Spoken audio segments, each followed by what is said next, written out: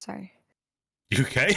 Yeah, I slammed into my microphone. It's the same thing I do every fucking time I do Okay. anything with this microphone. Okay. I thought you saw a space baby. No, I have nothing good to say about space babies. Hello, everyone. Welcome to Adventures in Who, your local family friend. Not family friendly. What am I fucking talking about? Swearing right out of the gate. Not. I was going Don't for friendly. show this to children. I was going for friendly neighborhood. I was aiming for Spider-Man. Friendly neighborhood, Gib Gab Doctor Who podcast. I'm Martin. I'm Tash. And we've not got one, not two, but 3 whole episodes of Doctor Who to talk about today. So we're going to try and bish bash bosh through this and have respect for your time and sanity and not be too waffly and get through this in a decent amount of time for all of our sakes. Thankfully, one of the episodes is kind of the least said the better, so hopefully we can rattle through that one relatively quickly. Yes, yeah. And then we got this. And then we can talk about more interesting things. No whiffle waffle for you all today. We're just going to jump straight in into the first episode of Season 1, Series 14. It's very confusing, this whole marketing behind this show now, and yeah, it's the 15th Doctor. It's that season. That's the journey we're on with Ruby, and we kicked it off with the most interesting of stuff in the form of space babies. Nightmare fuel. Nightmare fuel. As some might say. we when we won't hide away how we feel straight out of the gate on this one.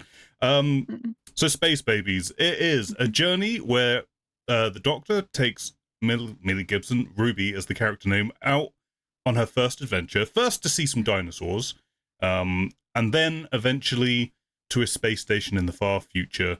There's some sus things going on. There's something afoot. There's a creature up there. And before they know it, they are greeted by a talking, somewhat more intelligent than normal baby, but we'll get there in a minute, where we try and unravel what, how, when, who, if that makes any sense. And then it's down to the Doctor, Ruby, and Nanny to see if they can put some things right and everyone can leave happy. Who's going first on their first broad stroke opinion on space babies? Who wants to... initial impression...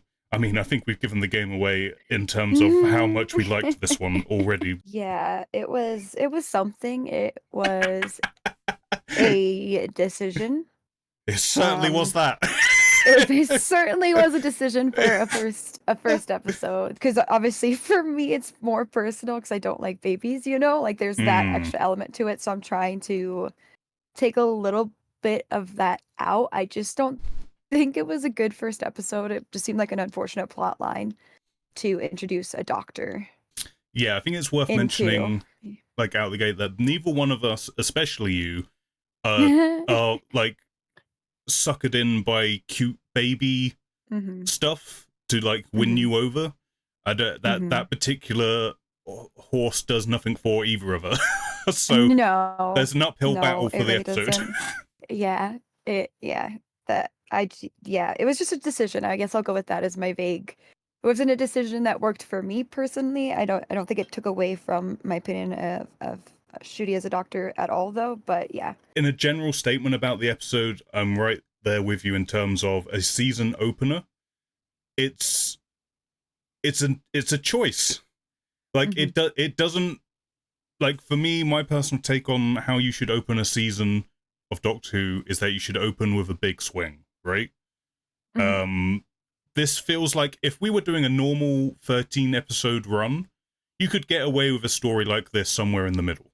I feel like you could have a funny, silly, fluff, ultimately kind of forgettable story somewhere in the middle, and it'd be like, well, there's another 12 episodes in this season. Fine, I'm just gonna say it. The story was boring.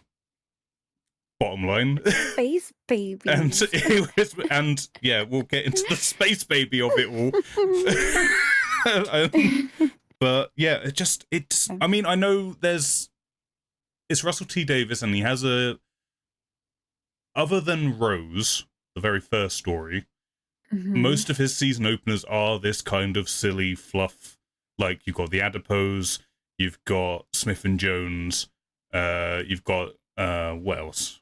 I'm trying to remember. New Earth, and all of those stories are kind of middling for me for the most part. I mean, I think I liked the comedy in the season 4 opener more so with Catherine Tate. Like, even though the Adipose weren't really doing anything for me, at least it was funny. Like, it was a legitimately funny episode, whereas this episode, the humor was not working for me 80 to 90% of the time.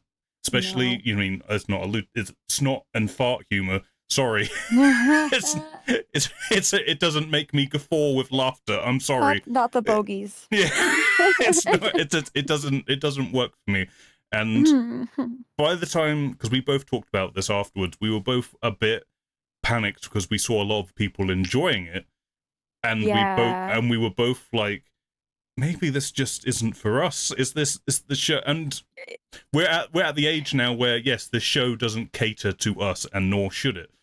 Yeah. But I'd argue we've been in that position for a while now, where we're of an age where the show doesn't cater to us, and yet we still found enjoyment in it. Whereas with this episode, I was genuinely worried, like, not only am I not being catered to, I'm really not vibing with what's being put down. So I was like, I was like in a panic station of, is this going to be the whole season? Is this what this is going to be?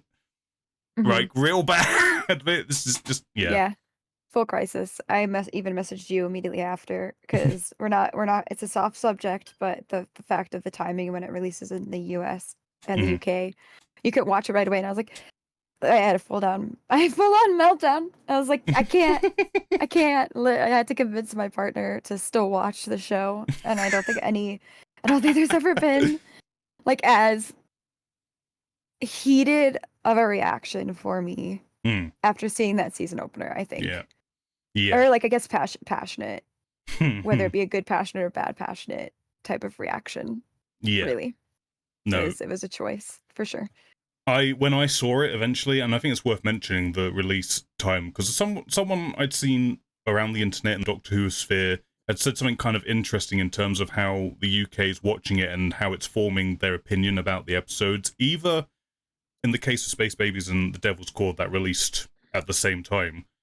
You got to put yourself, dear listener and viewer, in the minds of someone in the UK who stayed up until midnight to watch these two stories, or first thing in the morning when they woke up, either way, and they are attacked by creepy, uncanny valley-looking babies and a song and dance number. Like, if you think about Devil's Cord, it's nearly 2 a.m. at that point, and there's a fucking full song and dance number, and no wonder some people were like, at 2 in the morning, like, what the fuck was that? What did I just watch? Like that. So I think there's something to be said about people's attitude towards the episodes based on the fact that they're releasing that late at night, and they're like, I'm cranky, I'm tired, and Doctor Who's singing at me, and I don't know how I feel about it. There's creepy babies now on top of it. Let's delve into Space Babies a little bit in more detail then, because everyone. I've watched this story. It's currently playing in front of me. I've watched it 4 times, and I was digging. I was like, I need to find the good in here. I need to be level-headed and approach this and find the good in here. And I will say, the first 10 to 15 minutes is pretty solid, fun, happy-go-lucky, whimsical Doctor Who. It's really not until Eric comes sliding around the corner in his stroller, and I'm like, oh dear God. What is this? What is this? The whole mommy and daddy situation, you know? But no, I think the first 15 minutes is pretty strong. It's a little bit machine gunning exposition Doctor Who lore, which is a bit heavy-handed, and I get it. We're doing 8 episodes, so you don't have the same amount of time to kind of get people up to speed who have never seen the show before, but I do think it was a little much, and it could have been maybe filtered throughout the season a little bit more, rather than just literally, like I say, shotgunning the information at high speed. Not that, I mean, I think Ncuti delivered it really well, considering the amount of exposition he's got, and he makes it very clear, but there isn't the same emotional impact to some of that information as he delivers it. Like, there's playing in front of me right now the scene when he gives Ruby's phone the upgrade, which is very a la Christopher Eccleston, Rose Tyler. It's literally the same scene, but in that instance with Chris and Billy, there's like an emotional resonance because they've just had an argument. They're not really sure of one another, and it's a bonding moment for the pair of them. And whereas in this, it's just like, wham, bam, thank you, man. This is how this works. We're done. Is it we can move on to the next thing, and it doesn't hold the emotional weight that first time round did. So I do feel like it was rushing a bit, but I do think that first 10 minutes was, well, this feels like Doctor Who. I mean, if nothing else, it feels like Doctor Who in this first 10 minutes. But like I say, then a talking creepy baby comes around the corner that freaked me out. And the other good thing I have, no different from Church on Ruby Road, is that Ncuti and Millie have this instant chemistry, and you can tell that they love working together, and that really comes across. It's, in this instance, I said in Church of Ruby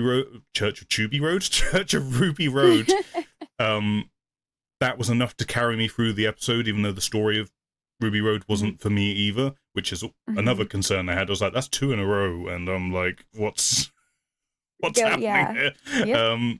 But in this instance, it wasn't quite enough to be like, I can forgive the sins of the episode and the story because at least I'm enjoying the two of them. I was like, I need some substance here, guys. I can't just ride on this wave of their good energy. But I did enjoy them. They're very good. We'll talk a little bit more about this Doctor and Ruby, I guess, after we've reviewed all the episodes, and we can kind of give our thoughts about their characters as we nearly enter the halfway point of the season. By the way, everyone, we're nearly halfway through this season already. Did you have any positives about Space Babies that you can think of? Anything that you did enjoy? Any moments? Any lines? Shooty stuff? There's that baby. I see it right now. It's just rolled up on screen. I think it's really tough because, a lot of times we come on here and we don't want to, like, be all negative or seem like we're a hater because, like, the Doctor Who fandom goes on for generations, right? Everyone has heated opinions either way. I just don't, like, I just don't know if it was anything enjoyable. I think Shooty's doing a good job, and I do enjoy their chemistry together. I think we're kind of back in a situation where we have this, like, healed Doctor per se, but then you have Ruby who's kind of just, like, is he pushing him a little bit. That's what I was saying. It doesn't seem healed. I wanted to do, like, quotations, so I think I'm excited to see what they do together because I think it's kind of a very, like, we've seen this dynamic before of a companion that pushes the Doctor and doesn't give up on the Doctor, and it seems like they have that going for them, which is enjoyable. It was just too much. Honestly, it was just like, I'm trying to think of some positives to say about it. I just think that when it comes to, like, introducing a new Doctor and trying to get a new generation hooked on Doctor Who, right? Like, it's okay to play, like, with some of the story or plot elements again. It's okay to do, like the cell phone thing. It's okay to do that again, kind of like giving little tidbits of, like, this is Doctor Who, but the Space Babies, it's just an uncomfortable topic in general. I feel like it alludes to a little bit more than just being Space Babies. And, like, a snot monster is just, it's just I just shame. like, we could have done more. I just think we could have done more. Like, this is the episodes that are going to really make or break if someone's going to be interested in watching it, right? And we've already had some wild shit that Davies has thrown our way. And I feel like choosing that storyline to be the opening story for the Doctor just, I don't think was a smart call. Like, maybe some people are gonna like it, and like, I there is some of the Disney influence there. It feels like to kind of be cute and kitschy, which is fine. But we're also dealing with, like, really serious topics in the season, and, like, maybe don't open up with the cute and kitschy, right? Like, it just, it just didn't hit me the way that I think the intention was for it to hit people. Like, it was so uncanny on top of it. Mm-hmm. So many plot holes on top of it too. Like, it was just like, here's space babies and they're in space forever. And we're gonna leave them in space forever after we leave. But now a snot monster is not bad. Like, I get that they're trying to hone in on, like, they're honing in on that these Ruby and the Doctor are both orphans. They're really honing in on that. But I think we get that. Like, I think we understand that that is the dynamic between them. And Mm-hmm. it's like, you could have sprinkled it in a little bit better than just being like, here's babies and they're abandoned, just like Yeah. they were babies and like, it's It's just very on the yeah. nose. It's a very on the nose It's just metaphor. too much, you know, like, Yeah. it's like, we get it, we understand, you know. And we're not like, I just felt like it was like treating us like we were dumb and everything needed to be like babied to us. Mm-hmm. No pun intended. No, I feel, to allude to a other episode, I think Mm-hmm. Boom handles the dynamic of the Doctor and Ruby in a way that bounces off what's happening in the episode in a much more interesting and kind of nuanced way. Whereas this, like I say, is much more on the head. Abandoned babies, our two protagonists are also abandoned, seemingly. Mm-hmm. What's that all linked? Mm-hmm. No, I agree. And there are plot holes in this episode that confuse the fuck out of me. Like, like, the babies themselves are babies, baby shaped, baby sized, and yet they're 6 years old.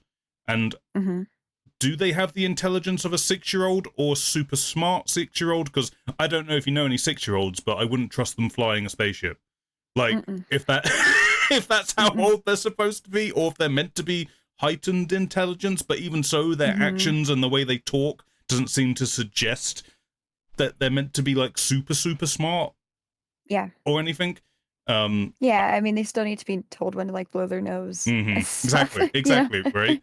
I also don't know how they're standing up to draw on the walls, like, just because I saw it, and yet these babies are not tall enough to be doing that. I don't understand if Nanny was meant to have built all the machines that they used to pull on ropes, or if the babies did that themselves. I don't know.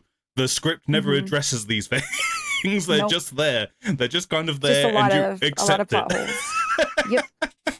And I know there's a thing in Doctor Who where you can kind of do that from time to time, when you can sort of be like, just, it's fun, just accept it. But this episode in particular sort of took too many bites out of that particular cake, where I was starting to go, you can't just keep going, just accept it. It's Doctor Who, which this episode seemed to do a lot. Other things I did like, I've just reminded, again, because it's playing in front of me, I did like the scene when the Doctor is like, nobody grows up wrong. I thought that was a good moment. I liked that a lot. And another good example of the direction that Ncuti's taking the character. It was very Patrick Troughton coded. No one in the universe can do what we're doing. It felt very similar to that scene in Tomb of the Cybermen, but with this Doctor and what's currently going on in this season attached to it thematically.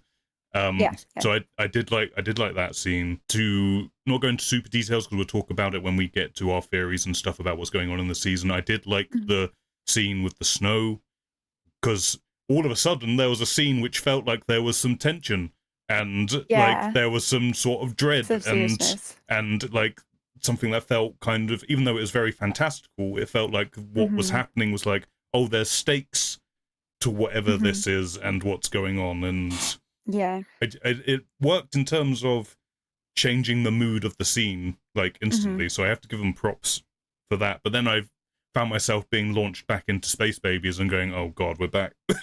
We're back in Space Baby land.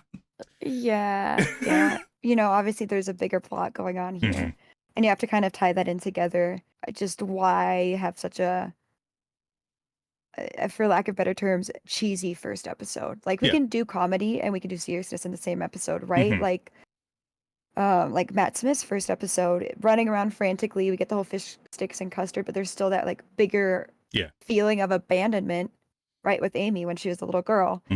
And I feel like this episode tried to kind of do some, I don't know, it didn't hit.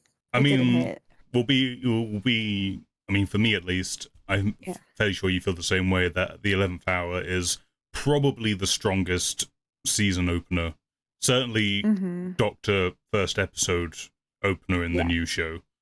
So it feels kind of unfair to try and compare anything to it, but in the sense that this is knowing Church of Ruby Road and the giggle notwithstanding, this is Ncuti's first episode of a season arc, technically. You definitely want something to grab onto, but this episode felt like I'm just like pouring at it. I'm just pouring at it, and there's nothing there to grab me in. So I would say they're really lucky that they released the other episode right after it. Yes. No, I agree. Like, even though the Devil's Cord was kind of an okay episode for me, we'll get there. We'll talk about that in more detail. But it certainly felt more like that. At least there's a central villain, and it feels like there are stakes to what's going on in the Devil's Cord. Opposed to this, where it feels like, let's get into it. Bogey Monster. Looks great. One of the reasons why I was disappointed that it would turn out just to be bogies, because the actual like design and the animatronics and the costume and the not using too much CGI but using it just the right amount to make it feel living and breathing looked really cool and looked scary. But then the way that the story goes, revealing, well, it doesn't reveal it. We don't actually know to this day if the bogeyman was actually good or bad. It just kind of says, let's not kill him. Let's not kill him. He's all right. He's all right. He's just like a baby too.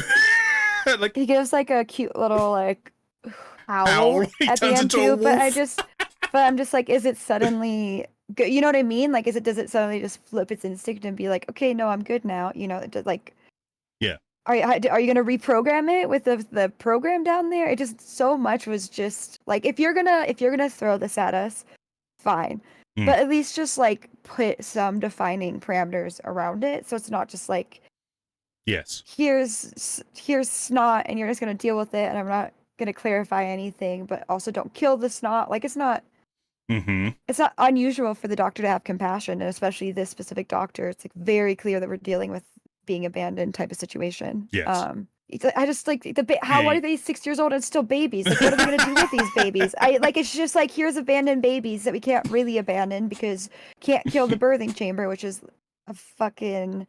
a real, you know, I get what they're trying to do there. It's a message. However, what is the solution for the babies? They're just gonna keep staying tiny in space. There's literally Do they grow? There's nothing. There's no answers to these questions. No, it's so ridiculous. If you're going to throw this at us and expect us to take it at face value, at least have some sort of fucking resolution. You know? The resolution does not feel satisfying at all. Like, no. To just talk about the snot bogeyman. Yeah, sorry. Yep. Just before we derail ourselves completely. In terms of the bogeyman story, as we understand, it is a creature birthed from the lower deck of the ship to play into a fantasy for the babies, and it is designed to be scary, and it emits scariness, and that's why the Doctor is afraid of it, and seemingly it knocks over Eric's chair later on, so attacks Eric, I guess. We don't see anything, but at the same time, what else are we to assume at that moment? And then there's the whole, how did Eric get in the locker? Did he walk? Did the bogeyman put him in the locker? Like, what happened there? Yeah. And dark then magic. dark magic and teleported. And so, there's no clear cut, like, is the bogeyman actually inflicting any kind of violence onto anyone? It's never made clear whether that is happening or not. And then, as the episode reaches its conclusion, we have the whole scene with, like, the Doctor is like, I can't let this thing get blown out of the airlock. It's the only one of its kind. I relate to this thing, which is a positive message. I get what they're going for in that moment. Like, it's no matter what this thing might look like, it still is the only one of its kind, and who are we to rid it from the universe? I completely understand what they're going for. However, there is nothing in the episode for me to go, this creature should have any kind of sympathy or empathy, because as far as we know, it's entirely built to be scary and to attack people, and like, it's just, you know what I mean? Like, if we drop it on a planet, what's it going to do? Is it just going to go and attack everyone on that planet? Like that's Yeah.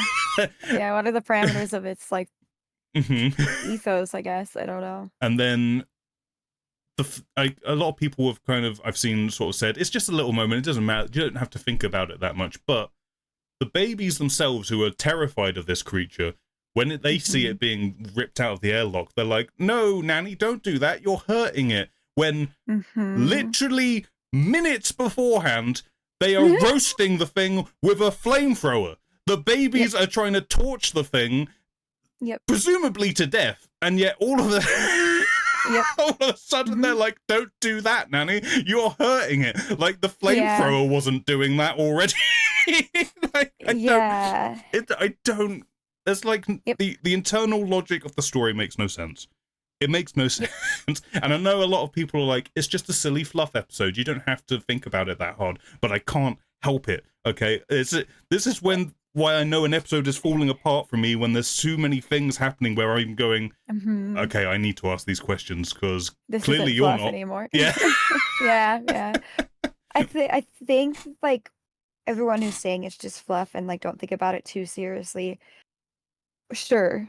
If this was not the like first real episode that's not a holiday episode for the Doctor, sure. Yes. Right? 100%. I could see, like you said, being a middle episode and letting it slide for that. But it was the opener, right? Like this is us finally getting to see like Ncuti and Ruby not in a Christmas relation. Like it's their first time really together traveling in the TARDIS, and like you want to care about that event. You want to care about it. You know, like you just it's supposed to hook people, and then you just gave us that, and I just didn't think it flies well for a first episode. No, we could put all our qualms aside and just enjoy it for fluff. Maybe not as the first episode, but it being the first episode is a really big deal to like Doctor Who fans, as well as just like future generations, right? So I think that's also what adds to like the what the fuckness of this, you know?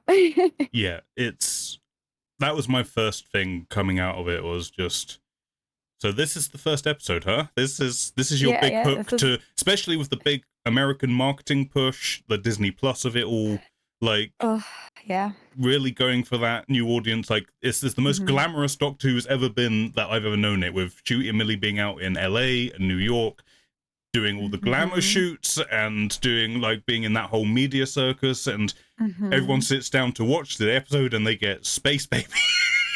That's your big swing at the start of the season. Which like it's crazy.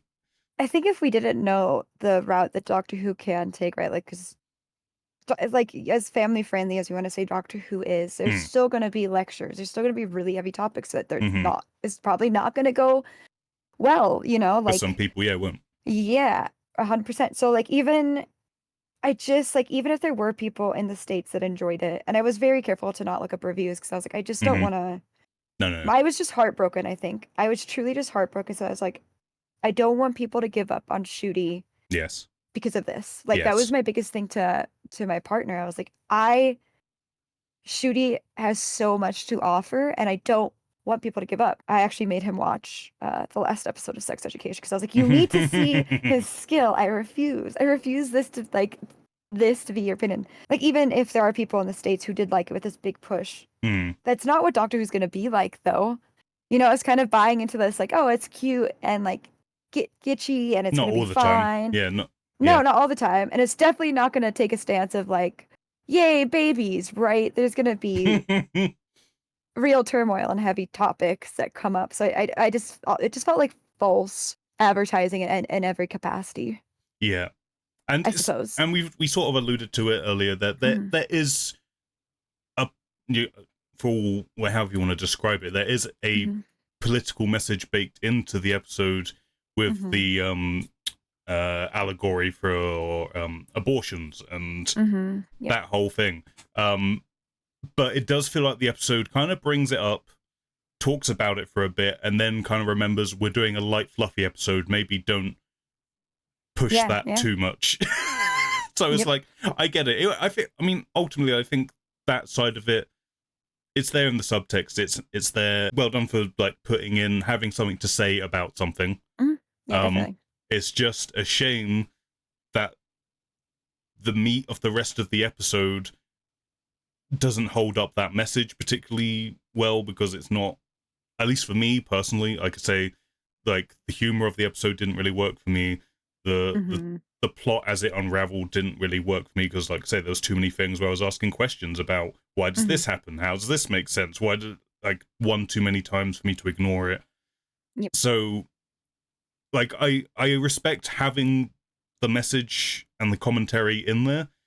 It's just a shame that the story isn't good enough to hold up that message. It is worth mentioning, I guess, because this is for episode 1. Like, how does the show to you feel more expensive? Like, does it look more expensive to you? And does it feel like more money is being pumped into it? Because this is where they've been saying from this point onwards that's where the show is getting its bigger budget. I will say it was nice having, like, I've forgotten the name for it now, big brain of film and TV. What's the shot? Like, establishing shot of the TARDIS arriving and seeing where we're landing. Because, you know, we don't often get that in Doctor Who, because that's an expense we can get around. So it was nice having those kind of moments, and I thought the dinosaur scene looked pretty good.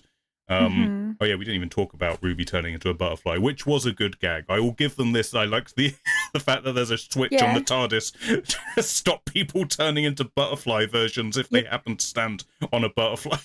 It was like, I feel like it was a little bit of foreshadowing as well, because Ruby really wants to, you know, find her mom, and the doctor's like, we cannot do that. Like, we cannot do that. So it kind of felt like a joking way to kind of do the foreshadowing of not understanding the full implications of what timey-wimey stuff can do. Yeah, it was a cute opener for sure. Yeah, and that was the good part about the episode. I found one good thing. There we go. Those first 10 minutes, they were pretty good. There we go. They were pretty good. Yeah, I do think, like, it looks good, even though, you know, I did watch the Unleashed for the episode kind of while I was doing other things, and you know, it definitely looked like there's bigger sets, bigger crew working on this, and you know, it was also kind of an iconic moment of Doctor Who Unleashed, and maybe the best thing that came out of this whole story is a girl or a woman who was painting the kids' drawings onto the wall. And she said, I went through 3 years of uni and ended up in $27,000 pounds of debt to be doing this. And just stares down the barrel of the camera. She's like, this is my life. I'm very happy that I did it all for this, you know? Yeah, I definitely get a sense that there is more money being spent, for sure. And that's... TARDIS looks nice. It's only a good thing. And the TARDIS does look good. So, in conclusion, Space Babies for me, the story was weak, and it was just kind of boring. And trust me, I've tried. Like I say, I've watched it 4 times now, and it's playing in front of me right now, and every time I look over, I'm like, Ncuti and Millie are having fun, so that's good. So that's good. They're having good fun. And obviously, this is subjective.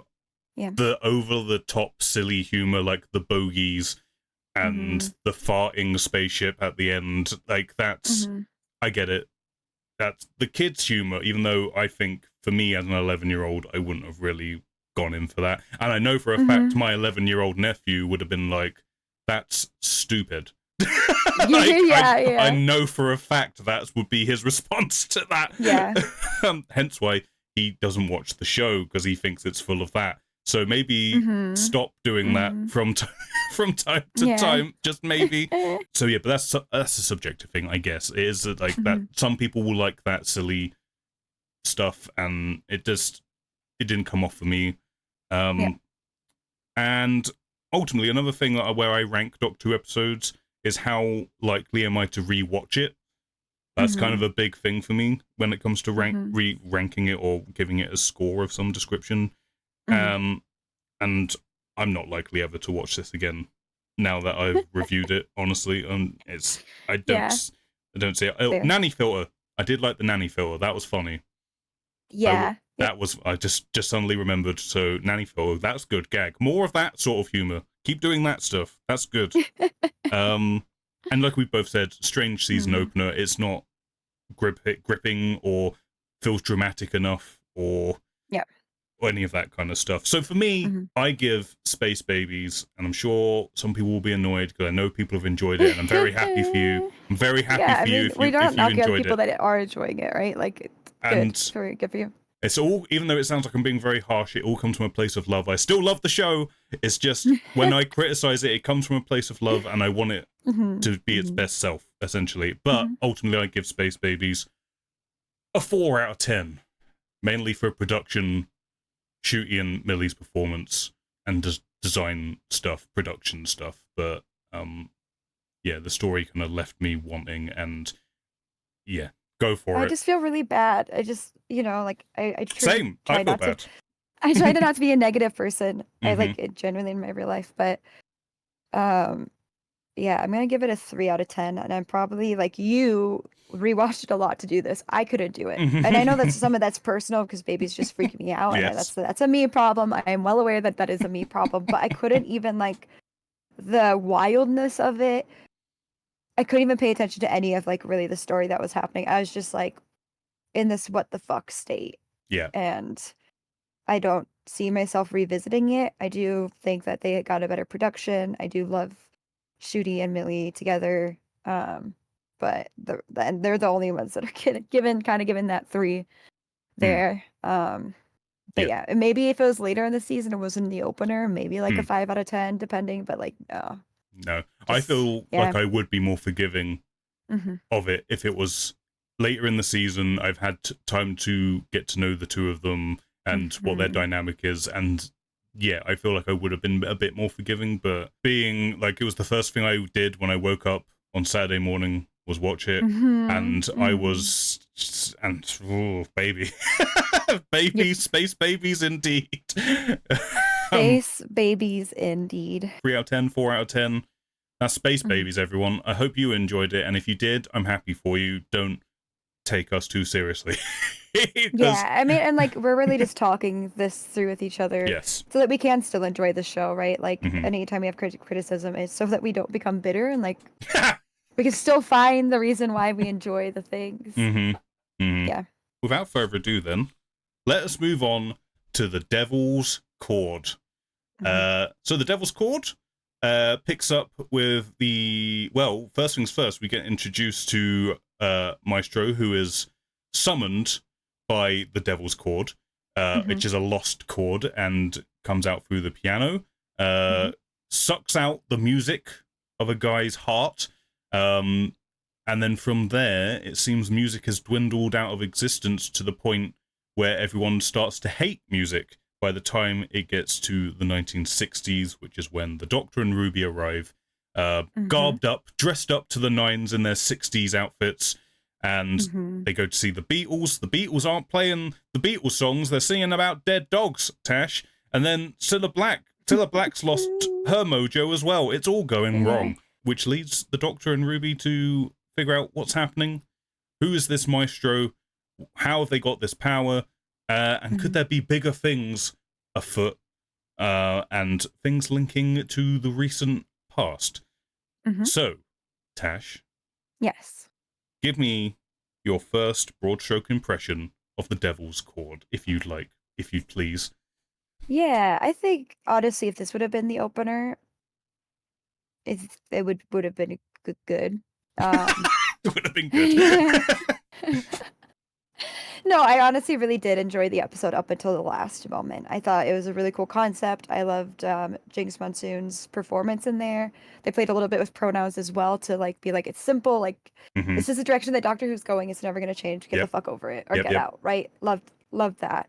Honestly, feel like the costume department is having the most fun, I think, with a Doctor and companion ever, because they could like Ncuti and Millie just have such charisma and can pull off so many different styles, and I love it. I know people typically like it. Sorry. Just interject with the costume thing. I will just say, I hated the red shirt and jeans look for the Doctor at the start of the episode. I was like, that is big poo-poo That is not a Doctor Who costume if I saw one. But anyway, I'll continue. Well, it's so funny because I was just about to say, like, I know some people want their doctor to look a very traditional way and are used to like a format for the doctor's costume or uniform.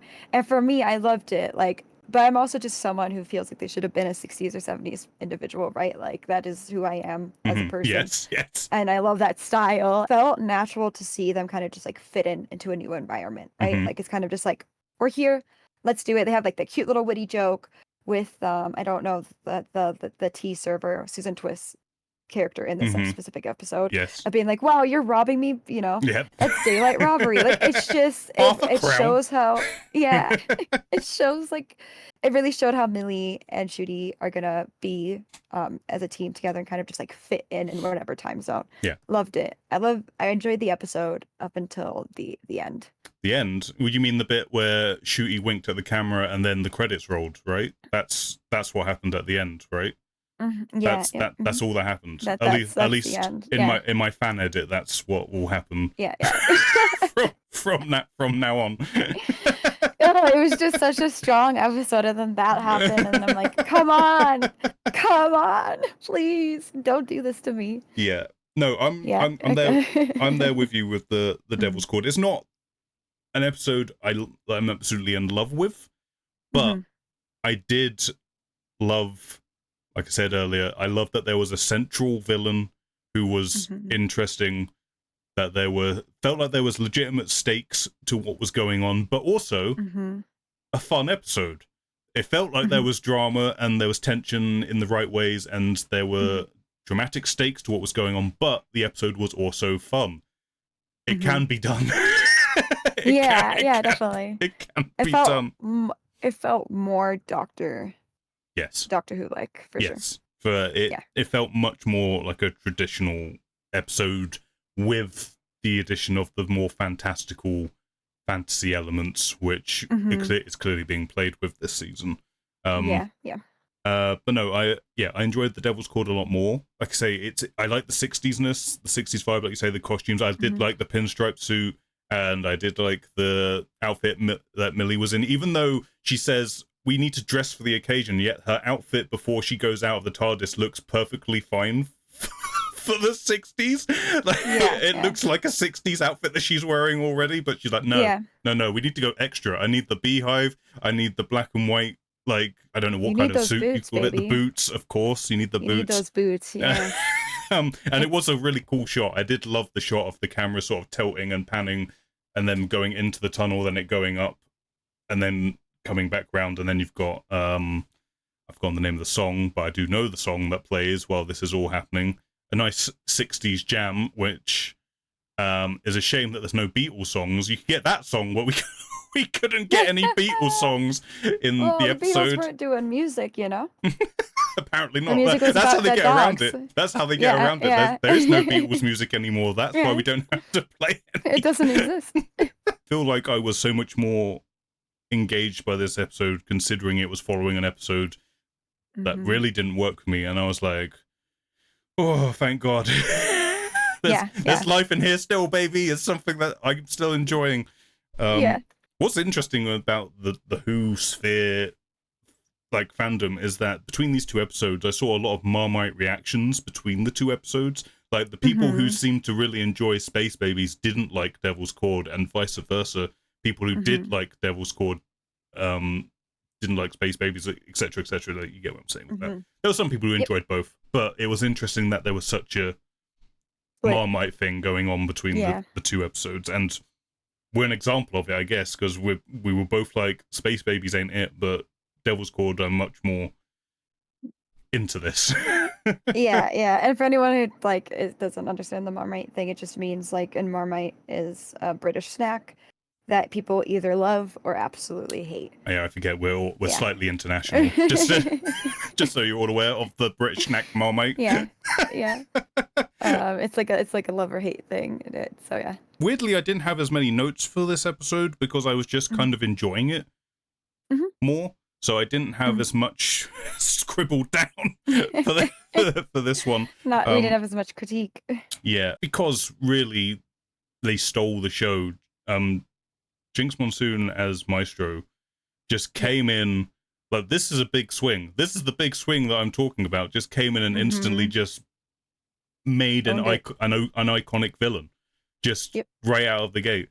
I guess it helps that there is a link to the toy maker and the giggle and the bigger plot that's going on. So instantly you're a bit more, oh, how is this going to play into the pantheon and stuff that's being teased? And are we going to see them again when that becomes more prevalent, presumably towards the end of the season? I will say, if I'm being slightly critical, there was a case of the performance being either, and they did it extremely well, like maniacal, giggly, evil, or shouty, and it just kind of switched between the two.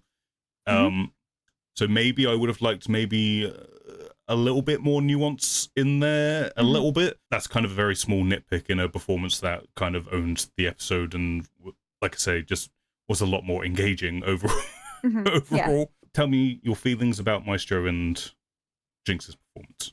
Yeah, I think they did a really excellent job. Like, when we were watching it, like, one of my first things, I was like, just being able to have like that kind of facial muscle control, like the expressions, holy shit. Yeah. So vibrant and so menacing. Yeah. I think in the best way possible,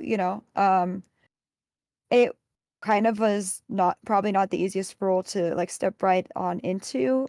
And I think Jinx did a really good job, like a really, really good job. I love to see more inclusivity in the show. And it just was like, kind of, they played with the Doctor really, really well in terms of kind of outsmarting each other and trying to do that brilliance, right? Like, that was really awesome when the Doctor's kind of silencing all sound, and the Maestro then switches to like using water essentially with a puddle. Like, brilliant, right? It's kind of showing how there's always going to be this kind of battle of wits, and the stakes are getting even higher with these more evolved villains that we're seeing that we still don't really have all the answers to beyond. We just know that it's pretty serious. Exactly. I think you summed up really well in the battle of wits, which is what I was kind of missing from the first episode, even to like a small degree. At least here it felt like the Doctor was under a bit of pressure, and there was just something for the Doctor to do. Basically, it was like felt like the Doctor was actually involved and had to think a way around the problem that was happening, which is nice. Yeah, definitely. I agree. It would be a shame for Jinx not to show up again later, but I feel like they will do. I feel like it makes sense, and we had the Harbinger kid at the end of the episode to sort of show there's a way for them to return. It's not like a completely closed book. I hope we're going to see them again. They were really vibrant. They kind of owned that villainous role, but also being like kind of suave about it as well too. Like, they just had like such like poised chaos evil. Yeah. I guess. Yes. Just completely owning the role. And I think when you introduce a concept like being the toy maker's child, seemingly, it just opens a whole new Pandora's box, honestly. Yeah. Of like what creatures are going to exist in the world now. Absolutely. Yeah. My only concern in the terms of the bigger picture is that if we start doing that too often, would that does that dilute the feeling of having a character like that within the story? Because, the giggle was not that long ago, and obviously they're very similar by design and stuff, but I do wonder if you start dipping into that toy box too much, it dilutes the threat of it. Like, it starts to feel too part of the furniture. Which you don't, when you have that level threat, you kind of don't want it to ever feel like that. You want it to feel like, oh, this is a moment, this is something different, this is special for whatever reason it is. So I do have that concern that maybe, possibly, and hopefully everyone involved is smart enough to know how to navigate that. Speaking of my nitpick, and compare it, I don't want to compare Toymaker and Maestro too much, but when I'm talking about nuance in the performance, the thing I really liked about Neil Patrick Harris as a Toymaker is that, yes, he was big, bombastic, you had the toy maker thing going on, etc., etc. But Mm-hmm. there was also this element of like serial killer vibes. Like if you felt like someone who had bodies underneath the floorboards. Oh, 100%. Just like such a menace behind that Yeah. smile of like, I've killed people and I can get away with it, you know, Yeah. kind of like Ted Bundy. Yes, How he came across. Yeah. Which is something I felt I was missing a little bit with Maestro, where Maestro just felt kind of a bit more big and bombastic, which is the point. Hello, we're back. There was a blip. You didn't notice it because I've cleverly edited it around it. Not that the internet's an issue. Not in this modern world. Exactly. What was I saying? I was saying something about dead bodies and basements and. Yeah, like how I think you're kind of talking about how Maestro seemed maybe a little less put together. No, I think it's the toy makers. No, just more that they are a little. There was not as much of the little moments on their face, like with the toy maker. There like was just snap. Yeah. There was lots of little moments with the toy maker where like an eyelid might sort of flinch a little bit, or a slight smile, which kind of gave the like. Yeah. Whereas, like, don't get me wrong, Maestro is absolutely sinister and menacing and conveys all of that stuff. I just want that little twist, that little like, hey, yeah, that was all. But it's like I say, it's small nitpick and an otherwise very good performance. Yeah, and I think like to that point, for all we know, Maestro could be a lot younger. Yeah, and true. also kind of has that like I hate my father Yes. vibe, you know, which can kind of take over more of the presence of like fuck my dad. So you can kind of see maybe they just aren't as like, I don't want to say mature because I don't think even mature is the right word here, but they're much more new to the universe. Right. So maybe they don't have like that whole like don't have as many skeletons in the closet. Yeah, right. Yeah, they don't have as many bones or bodies hiding in their basement yet that they've had to hide. More so just like, this is who I am. Fuck you. I'm taking your music. Like very much acting out in a sort of rage, which sometimes can be a little bit more unbridled and harder to control, I guess. Yeah, no, I can get on board with that. I can see that. Like the whole bit where they're like, I'm going solo felt very much like a teenager kind of breaking away from what they I can get on board with that. I can see that. I agree with your retort to my nitpick. No, I mean, and that's just me giving it the benefit of the doubt, right? No. Like your nitpick is fair. It's two very different actors. Yes. But I think luckily it works, whether it's intentional or just a mistake. I think the plot allows that to work. Yeah. Speaking of the plot, as we say, it's about Maestro stealing the music from the world to the point where we come into the story where people hate music. They're like done with it. Like imagine playing music. That's disgusting. And I do have a slight problem with the plot in the sense is, why are they trying to make music and make money off of it if everyone hates music? It doesn't seem like a strong business plan. I think we could have skipped over like the record label altogether, right? Like I think that yes, it didn't feel like needed. I do understand. Yeah. The only way it's needed is that you want to have John and Paul save the day, which is good. I like that, but no, it's a small distraction as to an otherwise perfectly serviceable story that was working for the most part. Yeah, I get it. Like you could always just also come in and the Beatles are just doing regular ass jobs, right? Like the record label isn't a record label; it's a boring store or something like that. And you have like the Beatles kind of misplaced and not doing their true calling because of for some being gone. Cosmic reason, they still all find themselves in this building because they're supposed to be there, but they can't quite figure out why they're supposed. You could do it that way as well. Yeah.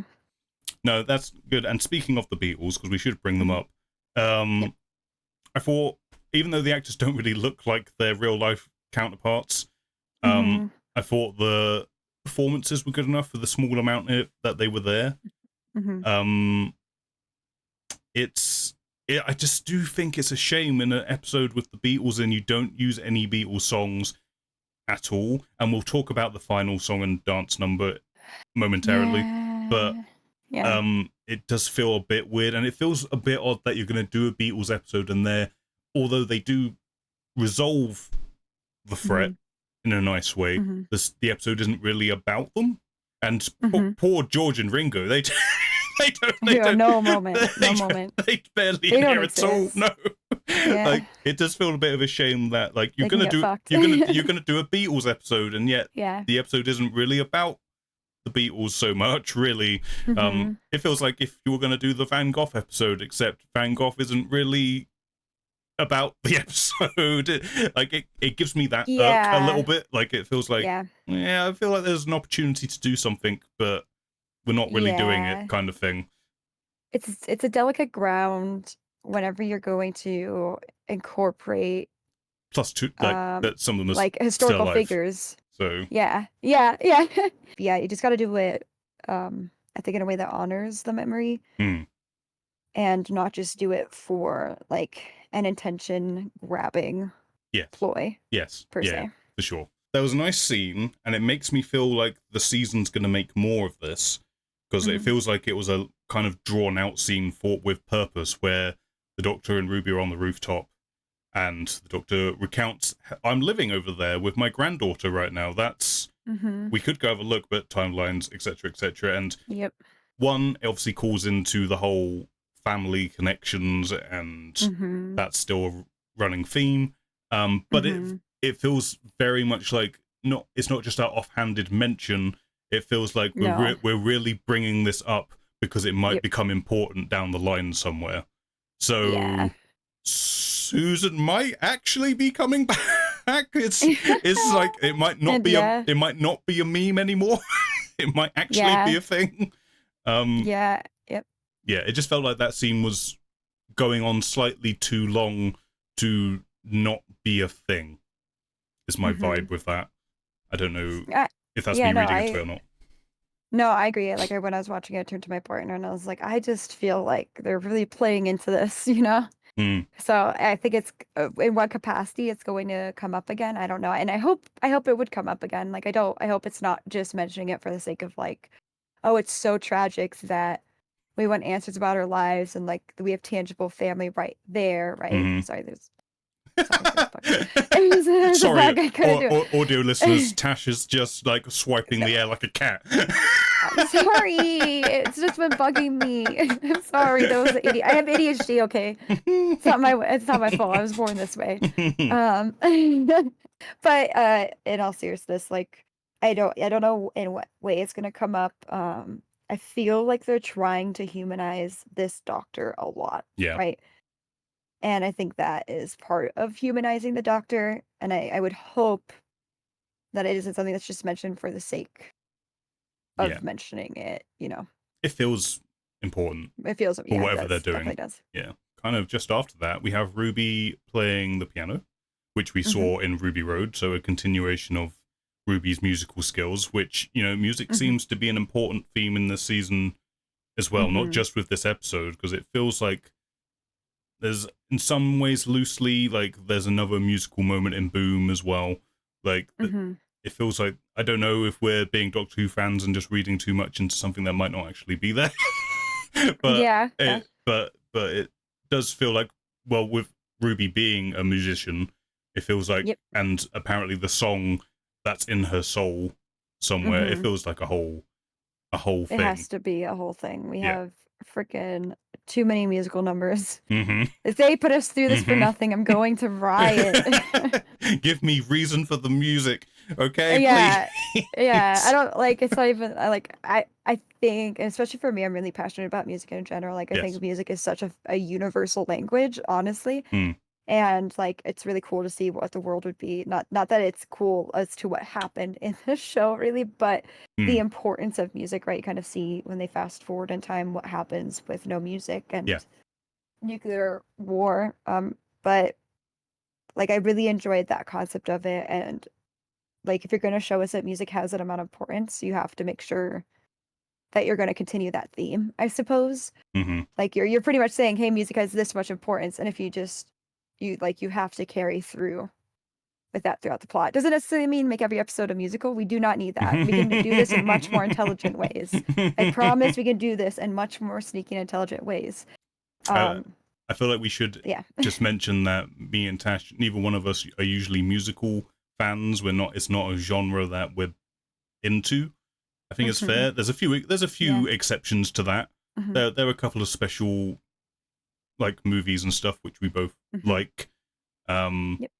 But generally speaking, neither one of us are musical aficionados or enjoyers of it. Because I mean, for me at least, it just whenever people just burst into song, just sort to talk about how they're feeling, it just kind of takes me out of it more than anything. It doesn't suck me into the moment. It just completely removes me from it.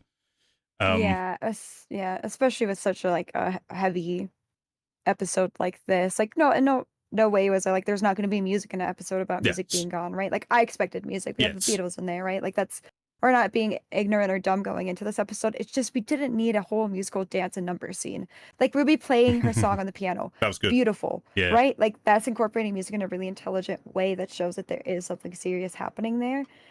We don't need everyone dancing. I'll see it like the thing with musical numbers for me, and I'm sure you probably didn't watch this, but it kind of reminds me of Riverdale, when Riverdale all of a sudden turned into like music out of nowhere. I'm really not kidding. There would be like wild shit happening, comets coming to destroy Earth, and then bam, like a musical number would break out, and I'm like, this makes no sense. Where did you have the time to coordinate this, right? Like it takes you out of the story to be like, wow, everyone is suddenly just doing the same dance and singing a song. Like, like it just doesn't make sense in the world of Doctor Who after the tone of the episode. No, yeah, we'll get there. Yeah. I'm trying to put off. Can you tell I'm putting off talking about the musical number? We'll get there. We'll get there. You can say the themes, like that, the importance of music, I appreciate. I feel like you say, we're not silly. Like a lot of people have said, people who don't like this episode were dumb because they were expecting musical numbers in a music episode. No, I fully expected there to be music in this, and if it was done right, I could have been on board with it.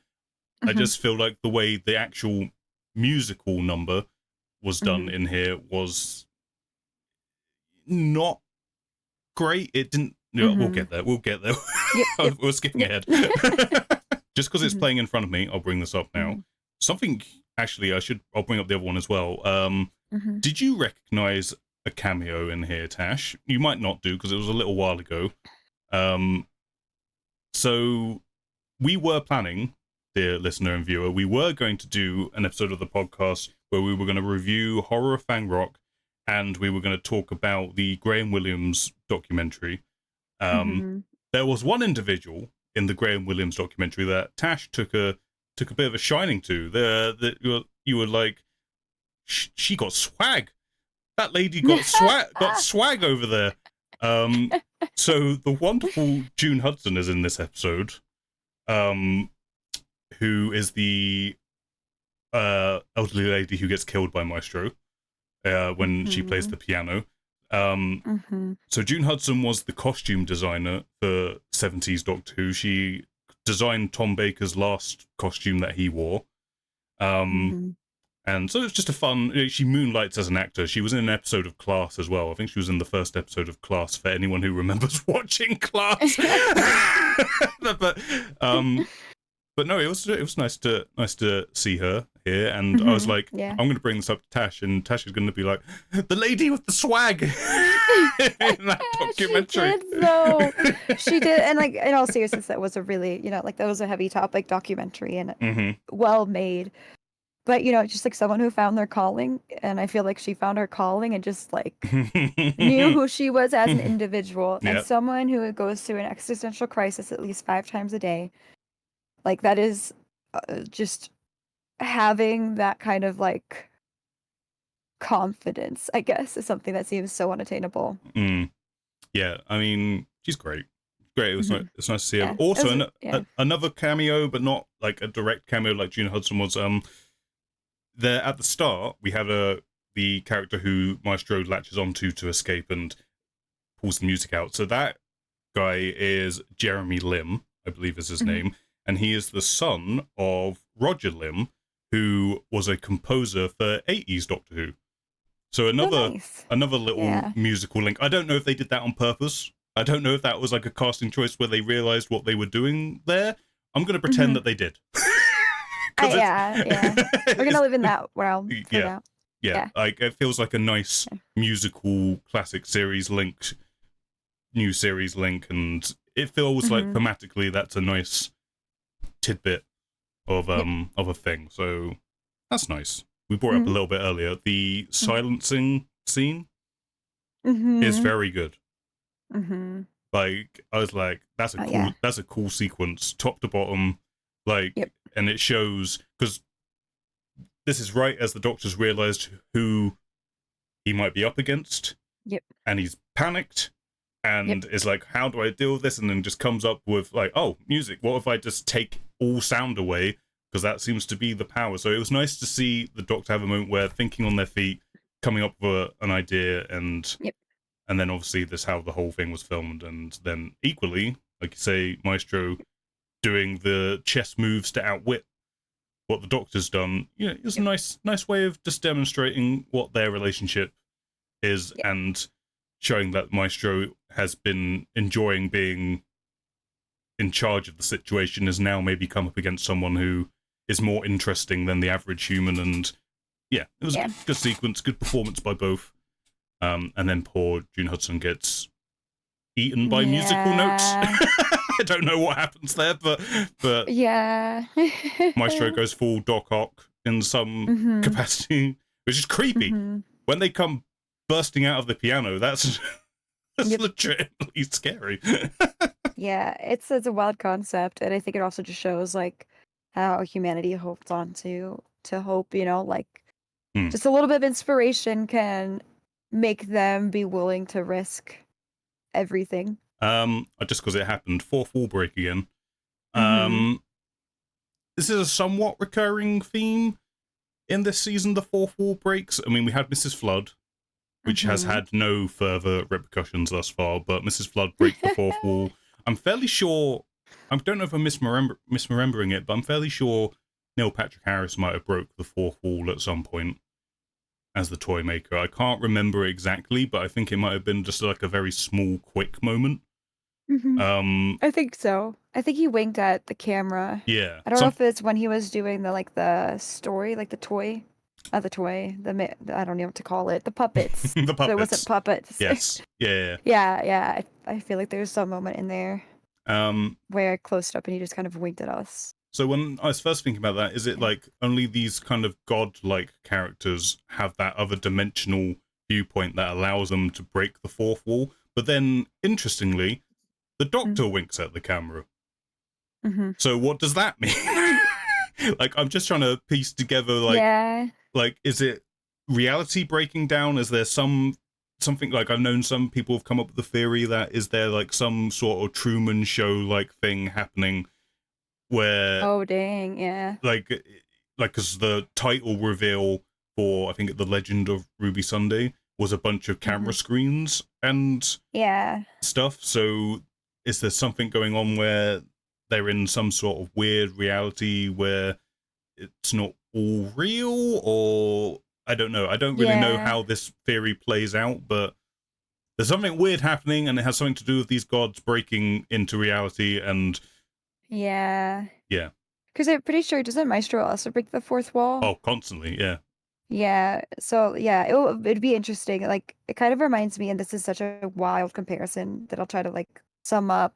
Um, but there's a Dimension 20 campaign which is Dungeons and Dragons that I watched recently that was Never After, and it was about these characters trying to fight the way out of like storybooks, like their typical tales, like Red Riding Hood and all that. Like being trapped in these stories and trying to break out once they realize it, and like that's not their only story. There's like a greater power kind of controlling and placing them into these weird narratives. And it kind of feels like that a little bit. Like there's a grand plan. Yeah, and there's like a grand puppeteer maybe Yes. that's controlling this a little bit that The one who we're not. waits, Yeah, whoever yeah. that may be. Yep. It That's, feels a lot. It feels a lot like that, which is I know is a very niche comparison, I but mean, characters trying to break out of a story that they're being placed in. not so niche Mhm. considering there is a Patrick Troughton story that is effectively that same idea, where they're put into a reality where they're in a bunch of storybooks, and the story starts becoming real, and the walls of what we consider reality is not really there. And there's a scene literally with them inside the pages of a book. So I don't know. Maybe you've jumped the gun, and maybe there's something to be said about that. I don't know. Or maybe we're just being crazy fans, Yes, you know. that as well. That's always the case. Doctor Who fans always have our tinfoil hats on, overthinking everything. We do, but then we get like a little breadcrumb that turns out to be true, and they're like, okay, so you know what I mean? So we never stopped. It's a vicious cycle, honestly. Just because it's playing, I thought to bring up the scene where you have them going to the present day, which apparently Ruby and the Doctor have been together some months at this point. It seems like there's been a time jump between Space Babies and this story, which gets brought up again in Boom. So I'm wondering if that's a thing, because it seems to be very pointed that they keep mentioning how big of a time gap there is between each episode. But yeah, it was a really good scene, but I mean, it's clearly referential to Pyramids of Mars, which is a Tom Baker story where Sarah Jane says pretty much the exact same thing. She says, "I'm from the 1980s and the world isn't destroyed. Like, can we just not go back and it will be fine?" So the Doctor takes Sarah Jane back to 1980, and the world is destroyed. And he's like, if we don't stop Sutekh, this is your world now. If we don't go back and stop the events that are happening, and it's very much the same scene we get here. So, you know, Russell knows what he was doing. He knew exactly what he was referencing. Like, the big old nerd he is when he did that. But I thought it was interesting. Like, in the first episode, we had a very, like I said, a Patrick Troughton-like moment from Tomb of the Cybermen. And then in this episode, we had a very Tom Baker-like moment, referential moment.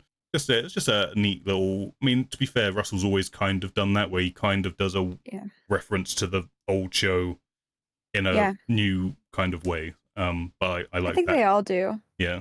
You know.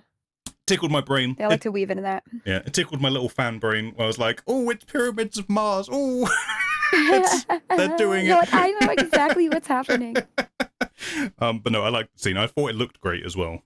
I think that, again, the money on show, seeing a completely destroyed apocalyptic London, I think it looked great. Yeah, definitely. And then we get the piano as it's unfolding in front of me. We get Maestro pianoing, controlling the TARDIS with the piano.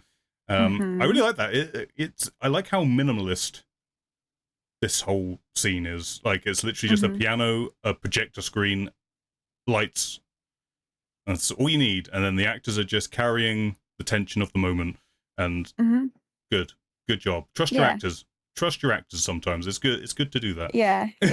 They carry the episode really well, and I think like you don't need big bangs to make something seem absolutely terrifying, right? Like, I think like subtle ways of making things seem terrifying.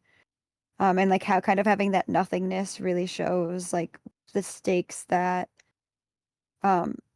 Ruby and the Doctor are up against, honestly. Like these are big stakes.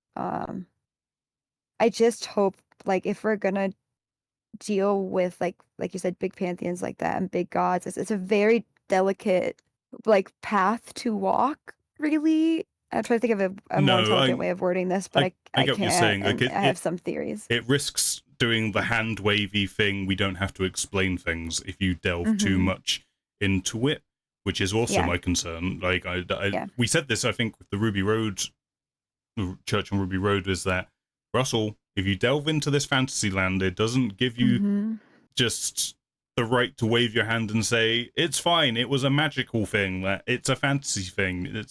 There has to be rules, so we care about what's happening.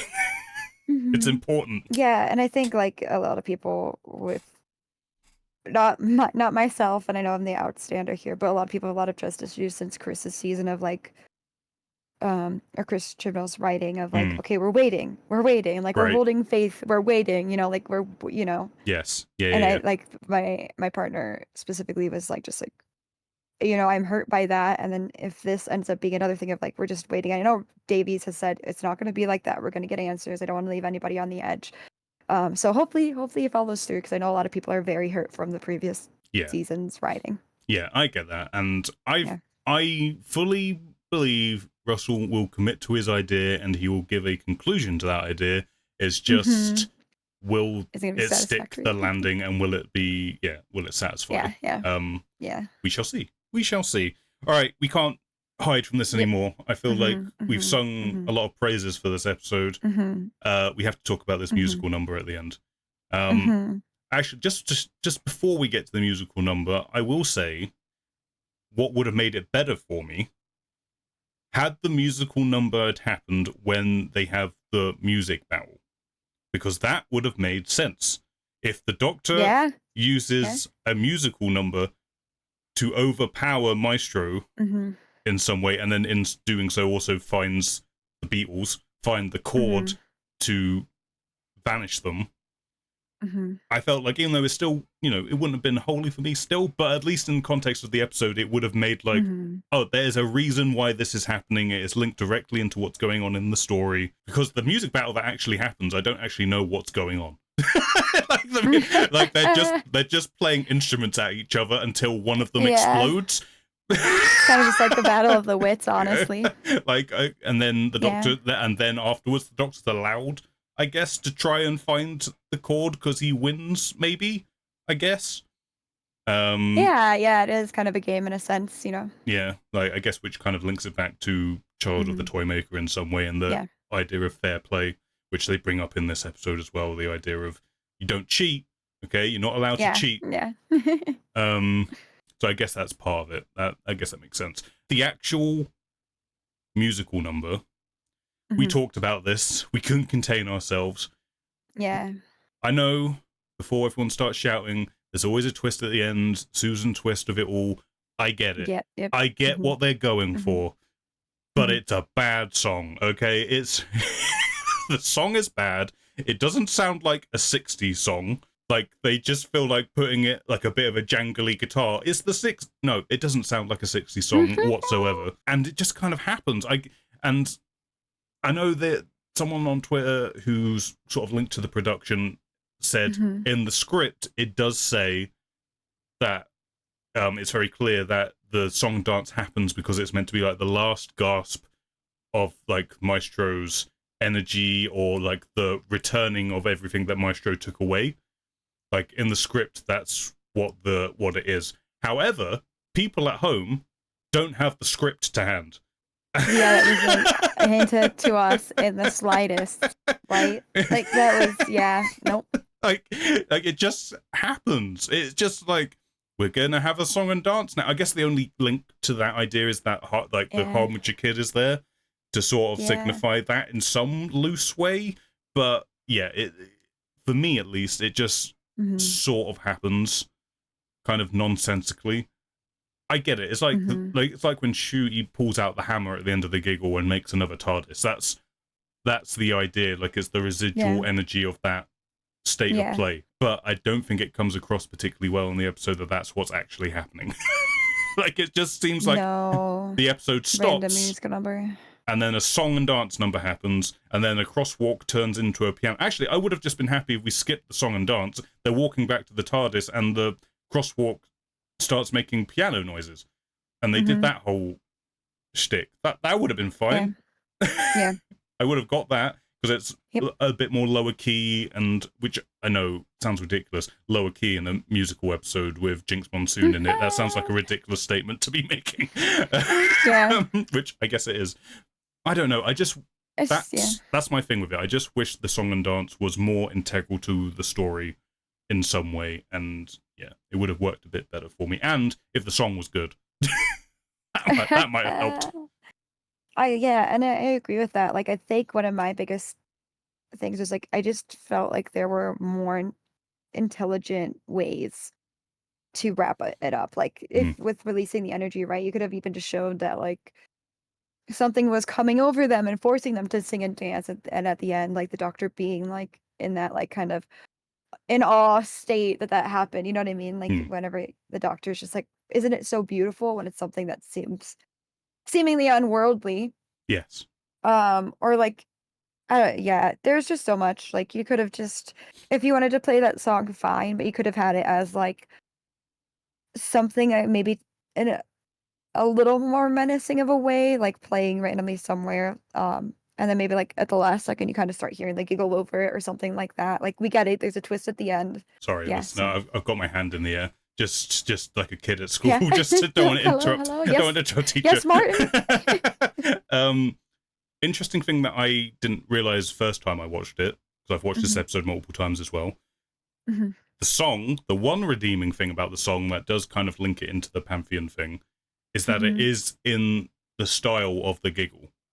Like it goes the ha ha ha ha ha ha. Like that is the structure of the song, which I didn't notice the first time that I listened to it. Because it's you know, I talk about subtlety, and I like that. I like that they did that. It feels like okay, at least it links it in with the Pantheon in some way. It still doesn't. It's not enough to make me go, "Oh, I forgive it now." yeah. I like me, it. We just didn't need the not really explained random break song and dance number. Like, and it's not, you know, us not liking musicals aside. Like even with the Christmas episode with Ruby, like you know, the doctor's kind of explaining like this is like that's their culture, isn't that really cool that they do this kind of thing? This is just so out of the fucking blue. Yeah, I don't know. Like the if that was the intention of the scene, it wasn't clearly portrayed to the audience, I don't think. It's funny because I saw an interview with Russell just before it aired, and he was saying about the musical number, so I was fully prepared for there to be a musical number. He was saying, if you're going to do a musical number, you've really got to earn it. I was like, okay, let's see if you earn it. I stare into camera, audio listeners. I stare into camera like, are you kidding me? Yeah. Yeah, I don't know how I feel about Davies. Don't come for me. I know there's so many people that are so fucking happy Davies is back. I just don't know. I find Russell T Davies kind of frustrating in the sense that I know he is capable. Like we saw it in Wild Blue Yonder. We saw it. If he can do good Doctor Who storytelling. I've seen it with my own two eyes. And can wrap it up. Like, you know, just yeah, he absolutely can. Yeah. So I don't know, when he goes off on these, I'll call them tangents. it's very frustrating for me. I know you've got it in you, and I can see what you're doing. I completely see what you're going for, but there's just something that isn't gelling. Like there feels like there's a missing piece to what you're trying to do here. And I'm not smart enough to figure it out, but I'm not a writer at the end of the day. But yeah, that's why I'm concerned about Will he stick the landing as well, because normally he is very, very good at setting things up. He has like a good hook. He'll get you in there, and then there's something about the ending that doesn't quite land the way you want it to, and it's not as satisfying as you hope it would be in some way. So I'm hoping to be proved wrong, as always. Yeah. I have faith that he can prove me wrong. Yeah, it kind of feels like we're in this weird, like, pre-marketing screen testing phase, if I'm going to be honest. Like, they're just throwing shit at us and seeing what sticks. But I think with as big of a marketing campaign and rollout, you know, to target towards the States, I feel like we should be kind of a little bit beyond that phase. Yeah. But we'll see. We'll see. Like I want the show to succeed more than anything. I want people to love Ncuti, like such a seriously talented actor. I want it to succeed in every way possible, right? Like I want this to keep going. I want more generations to get hooked and like learn the life lessons that we learned from Doctor Who growing up, right? Like it's really important. And I think Davies is brilliant, which is his greatest strength, and I think sometimes also his greatest weakness. Because his brilliance doesn't mean that it's clear cut to everybody else, right? It's interesting, like you say, like with the idea of throwing stuff in this new era, we're throwing a bunch of new stuff. And we're going to see what works and what doesn't work. Which, fair enough. you're going to do that. The only thing with that, and I've seen some other people mention this, is that they're already filming season 2 without getting any feedback from season 1 from their audience, which it's great. I like the idea that they're so far advanced because it means they've got they've got the breathing space to keep working and bringing it out at a good pace, which has not been the case in the recent years for Doctor Who. But it does make me worry. Like, I mean, I assume they would have learnt some stuff just from filming and doing stuff, and the actors are going to be like putting some of what they think and feel about where it's going and etc. etc. But it is a slight concern that they've not got any audience feedback. Not that they should listen to audience typically, but maybe there's a few little bits and pieces where you go, oh, I see, but I don't know. We'll see. We'll see how season 2 goes. But no, The Devil's Chord, 98% of it I quite enjoyed. Like I say, like the Beatles resolving the lost chord, which is a nice way to loop it back to, like I say, why music's important and why indeed, love them or hate them, why the Beatles were important to music as an industry and whatever. So it was nice just having a fun villain at the center of the whole thing. I loved the message it was sending in more ways than one, for sure. But yeah, conclusion, fun story. I liked most of it. There is some, if you poke at it a little bit too much, maybe some of the plot would fall apart. But I think the villain's so strong, and again, Ncuti and Millie are so strong. In this case, it's enjoyable enough to let that kind of carry it and kind of gloss over those issues a little bit more so than what's happening in Space Babies. Like I say, it's not an all-time favourite for me, but it was certainly a breath of fresh air after Space Babies. I do knock points off for the song and dance. Sadly. I think I give this kind of a 6. Remember, our scale is 5 is perfectly good, watchable Doctor Who, everyone. That's our scale. 5 is a solid, a good episode. Anything above that is like... It's wowed us in X, Y, and Z ways. And so 6 out of 10 for me. Yeah, I just, the musical number... Maybe if we had like a different, stronger first episode and this followed that, the musical number wouldn't have taken me out of the moment as much, potentially. I could have been like a little bit more forgiving with it. I just like after Space Babies and then watching that, here's a song and dance. Just at 2 a.m. if you're in the UK. It was just kind of like heartbreaking. I was like, okay, we're doing it. Like we're doing it. And I was like, oh, for fuck's sake, right? You don't want to end an episode with that kind of feeling. And I would say with the knowledge that we know now, yeah, sure, you can poke some plot holes in it, or you can have some concerns. Will that become more firm later down the line? Potentially. I think I would give it it would have been like an 8 out of 10, honestly. I'm going to say 7.5 out of 10. I just feel like the musical number took me out of it so much. Yes. But I loved everything else that they were doing in the episode and like just showing the importance of something as small as music, which people might not like think about on a day-to-day basis, but it is such a universal language that people can relate to. And I really enjoyed everything else about it. I think that's fair. Yeah. The Devil's Chord, everyone. It's fun. It's got the Doctor Who whimsy and buckets and spades, and also the danger. And yeah, perfectly solid episode. Perfectly good. Shame about the ending. Shame. So this will be the last time I adjust the musical number for my own sanity. Yeah. Here we go. Here we go, baby. We go. We're at the finish line almost. So, boom. The return of Stephen Moffat to the show. I need to do a synopsis. That's where my brain was going. A synopsis of episode. Boom, everyone. The Doctor and Ruby turn up on a war-torn planet. But just before that, we see a couple of soldiers struggling their way across the battlefield. One of them has a daughter. They're just trying to make their way home. But unfortunately, one of them takes a tumble on a fall, ends up standing on a mine which seems to completely evaporate them. The blind soldier, left alone, is then found by an ambulance, but the ambulance determines that it's too costly to let his vision return in 4 weeks and terminates him for capitalism, everyone. Yeah. Yep. and Gatwa was a bad guy. and the doctor hears the scream of the man being attacked by the ambulance, goes out to have a look, but then in, I think, one of the most brilliant cold open moments the show's ever had, stands on the mine, crashes into the opening titles, and that's basically our episode. The doctor is stuck on a mine and has to figure out how to get out of this sticky situation as it keeps escalating as the story goes along. Tash. Yeah. Boom.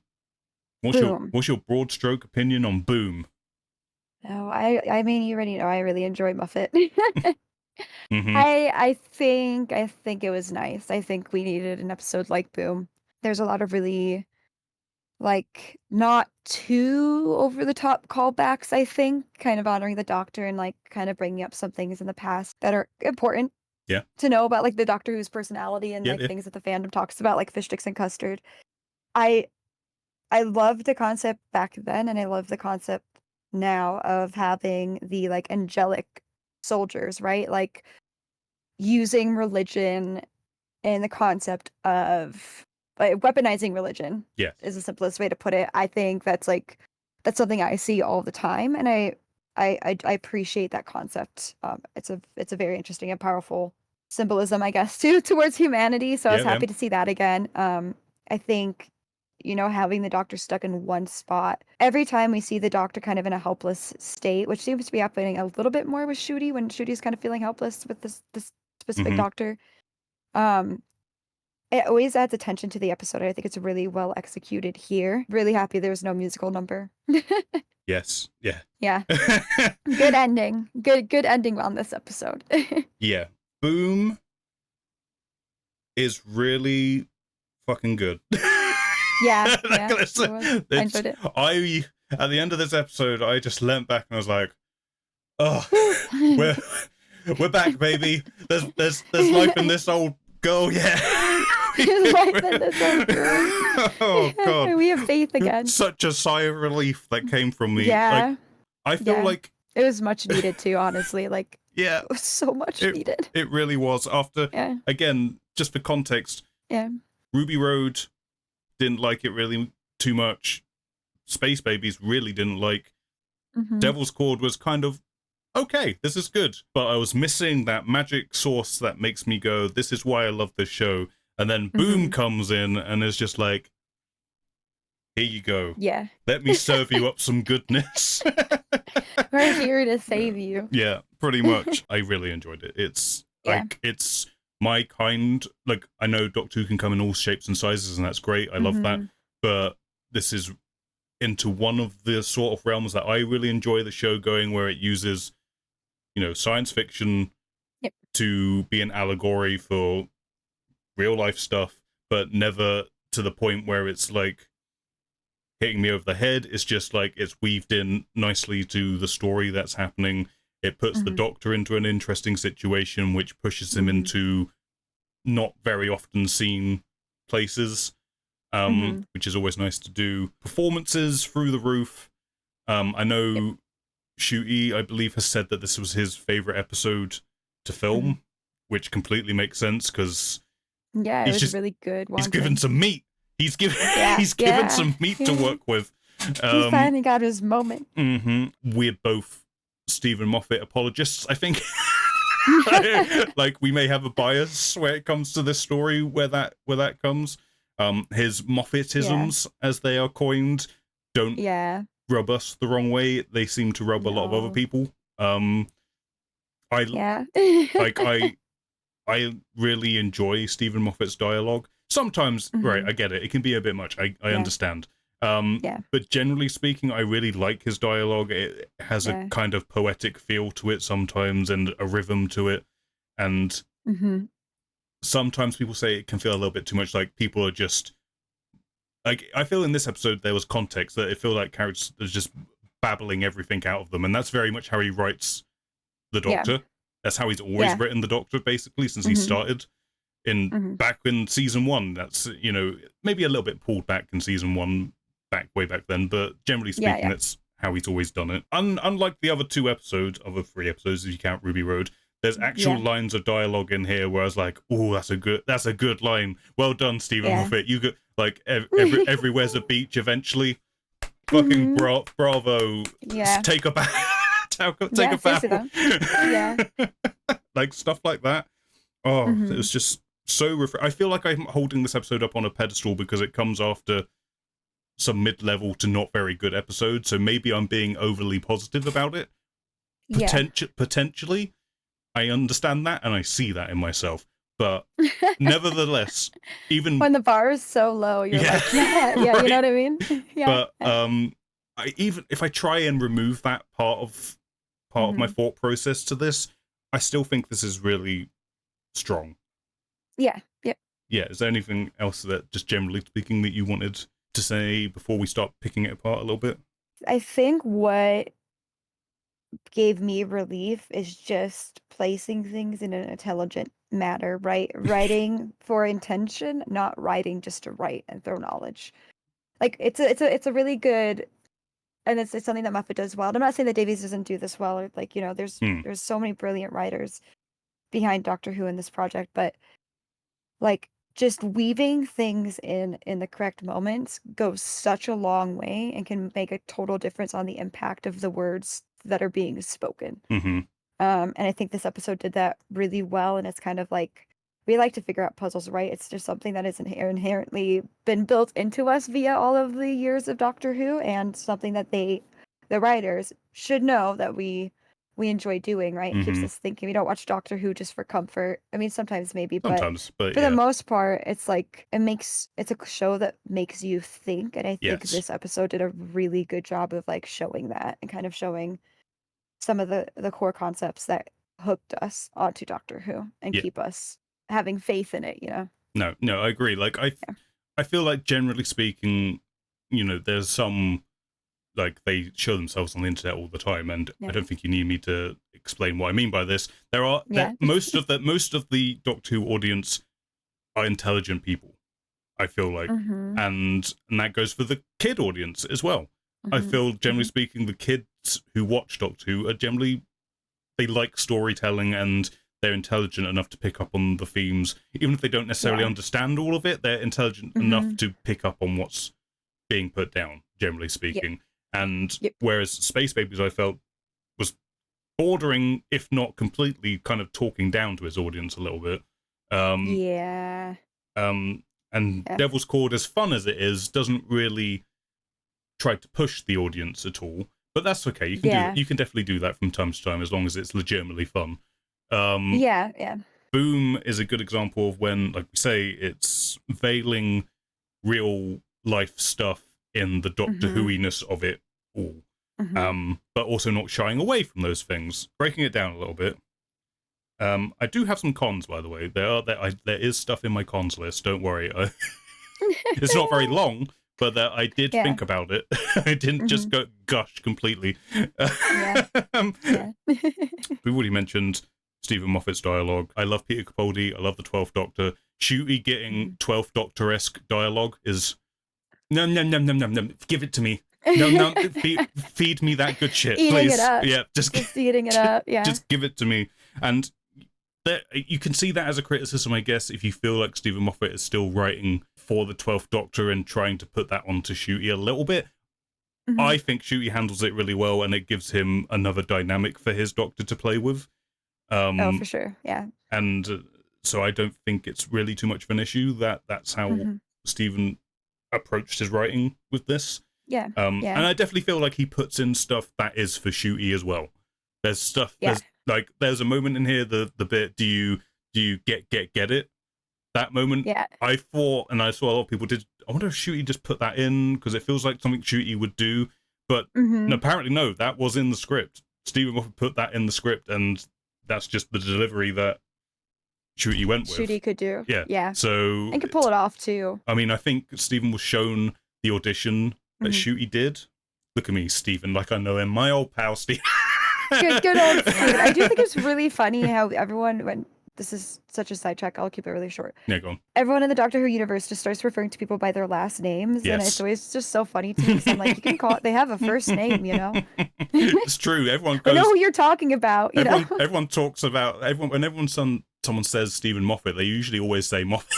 It's true. Yeah, Have yeah, you or thought about it? Tennant, or like you know, it's just. You're Yeah. right. I hadn't really thought about that before, but it's true.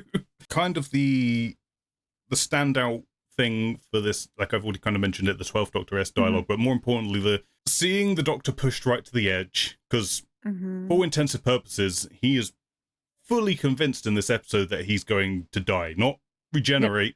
Like he could well die in this situation, and we really get to see Ncuti channel the part of the Doctor which I've been missing for these few episodes, is that I'm not going to suffer any falls. Like my life, Ruby's life is on the line here, and I'm not going to mask my true quotation marks, my true self for you if you're going to be stupid. And I really liked seeing that side of Ncuti give that performance, and I needed it. I desperately needed it, because as much as I've enjoying him, he hasn't.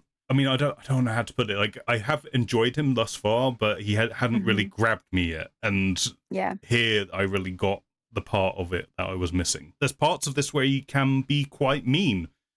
Like he's quite mean in this episode a little bit. Yeah. But for me, it felt, in the context, like I say, it feels justified. And I think the Doctor is mean. Like there's part of that character who is harsh and mean and will not like cover it up from time to time. I liked the mean streak.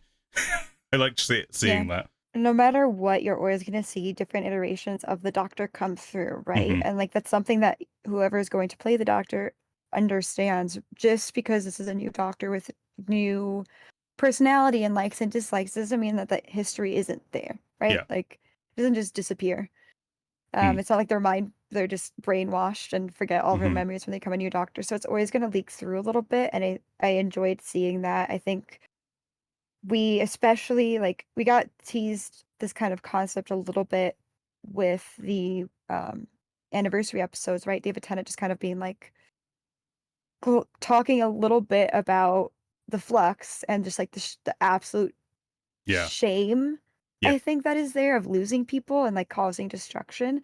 And so I think you see kind of that reflected in Ncuti here of like, if that mind blows up, it doesn't just impact Ruby, right? It's going to destroy almost half the planet and the individuals on it. Like it's just him being placed in that situation of like, not only do I think I'm going to die in this moment, but I'm going to destroy even more lives when I die, when we're supposed to try kind of see like this healed, quote unquote, healed version of the Doctor from that situation. And I think no one, like, you're never, I don't, well, I think when it comes to trauma, not everyone, this is going way too meta with this, but people think trauma just goes away. Like you deal with it, you heal from it, and it's gone. And it's not necessarily true. No. Wounds will always be there. It's a constant process. And I feel like you felt the severity of that in the situation, and just like while he's coming across angry and upset and being like, you're being a fucking idiot, please just go back. Like I cannot lose another person. You're not getting the severity of it. Like you haven't seen what I've seen. There's also kind of that like fear of him fucking up again and destroying more, which is a really hard thing to kind of portray. And I think it was really good to see subtle emotional turmoil within, where yes, he's coming across angry, but there's so much more going on beneath it that like shows the strength of an actor playing the Doctor. And it was good to see that. Yeah, for real. Yeah, absolutely. I get you can't do this every week. Definitely. It would be, there's got to be a balance to everything. Yeah, it would be too much, but to explore the moral complexities of the Doctor as a character is always interesting, and it was, if I'm being honest, I felt like it was slightly overdue for Ncuti to do something along these lines.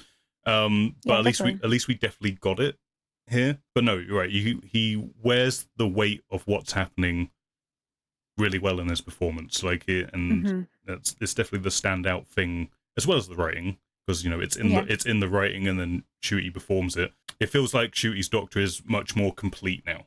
Like we've got Yeah, kind of. yeah, we see another side of it. No, and I agree. Can't do this every episode, otherwise it would, like it's kind of the saying, like if everything's an emergency, then nothing is an emergency. Like Yeah. the moments that are important um are rare, and that's what gives them value. So yeah, you can't do this every single episode, but Hmm. it was nice because we've only seen kind of this like really charismatic, bright, bubbly doctor with Ncuti. Hmm. And kind of like having to play into a little bit of the goofiness of like the Bite generation, or like giving the butterfly life again after it's stepped on. Like you're just seeing this kind of like light-hearted Mm. doctor, which isn't true. Like there's still so much underlying stuff going on. So it was nice to. I was just like, yeah, now people will see. Hmm. Now people will see why I love Ncuti so much. I loved how well paced, and that goes along with the direction. But it was really well directed. That it knows exactly how long to be doing a thing, and then introduce a new element to add Mm-hmm. on to the tension. So, like, obviously, you got Ncuti stands on the mine. That's your first thing, and then you got Ruby finds him and has to kind of figure out how can we make this easier? How do you get off that one leg and Yeah, not bounce on one leg? You got that, and then Splice comes along and adds to the situation. Who's looking for a dad? And at this point, the doctor has yeah, the disgusting, let's be honest, fleshlight yeah. looking. Well, it is, for lack of better terms, a tubified skin Body, mass. I don't even know. smelted Yeah. body. What a weird decision. But I thought it who was am I to kind of. argue? I thought it was kind of cool. I think Doctor Who needs to be Yeah. gross every so often. There needs to be a gross thing which makes you go, "Oh, there is like actual risk in this universe," and Yeah, it yeah. might not be pretty all of the No, time. yeah. Yeah. They looked effective in Yes. terms of like scare factor. Yeah, and then obviously you get, I mean, cat out of the bag. I feel like I'm pronouncing her name wrong. Vihira Sifu. I feel like I'm pronouncing her first name incorrectly. I've heard it said Vera, and I've heard it here said Vihira. I apologize. But she's in this episode, and I feel like she's genuinely playing a different character here. I don't think this is necessarily linked into the companion role that she's going to be playing later. I feel like this is Colin Baker was in an episode of Doctor Who, and then he became the Doctor, or same with Peter Capaldi, same with Karen Gillan. Like she was in the episode, and then when they were looking for a new companion, they're like, "Oh, she was pretty good.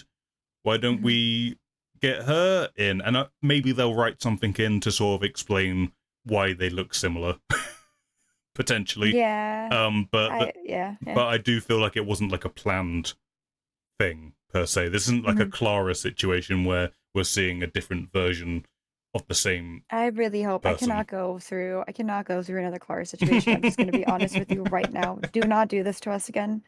Please. That was ridiculous, and I'm not about it. I don't want to go through it again. I'm in my brain, it was just testing her chemistry on set, how she reacted to things. It was just a test. This is in test. My brain, I'm going with this. Okay. I cannot go to the other realm right now. Okay, I won't burst that bubble for you. It's fine. You live that life. Thanks.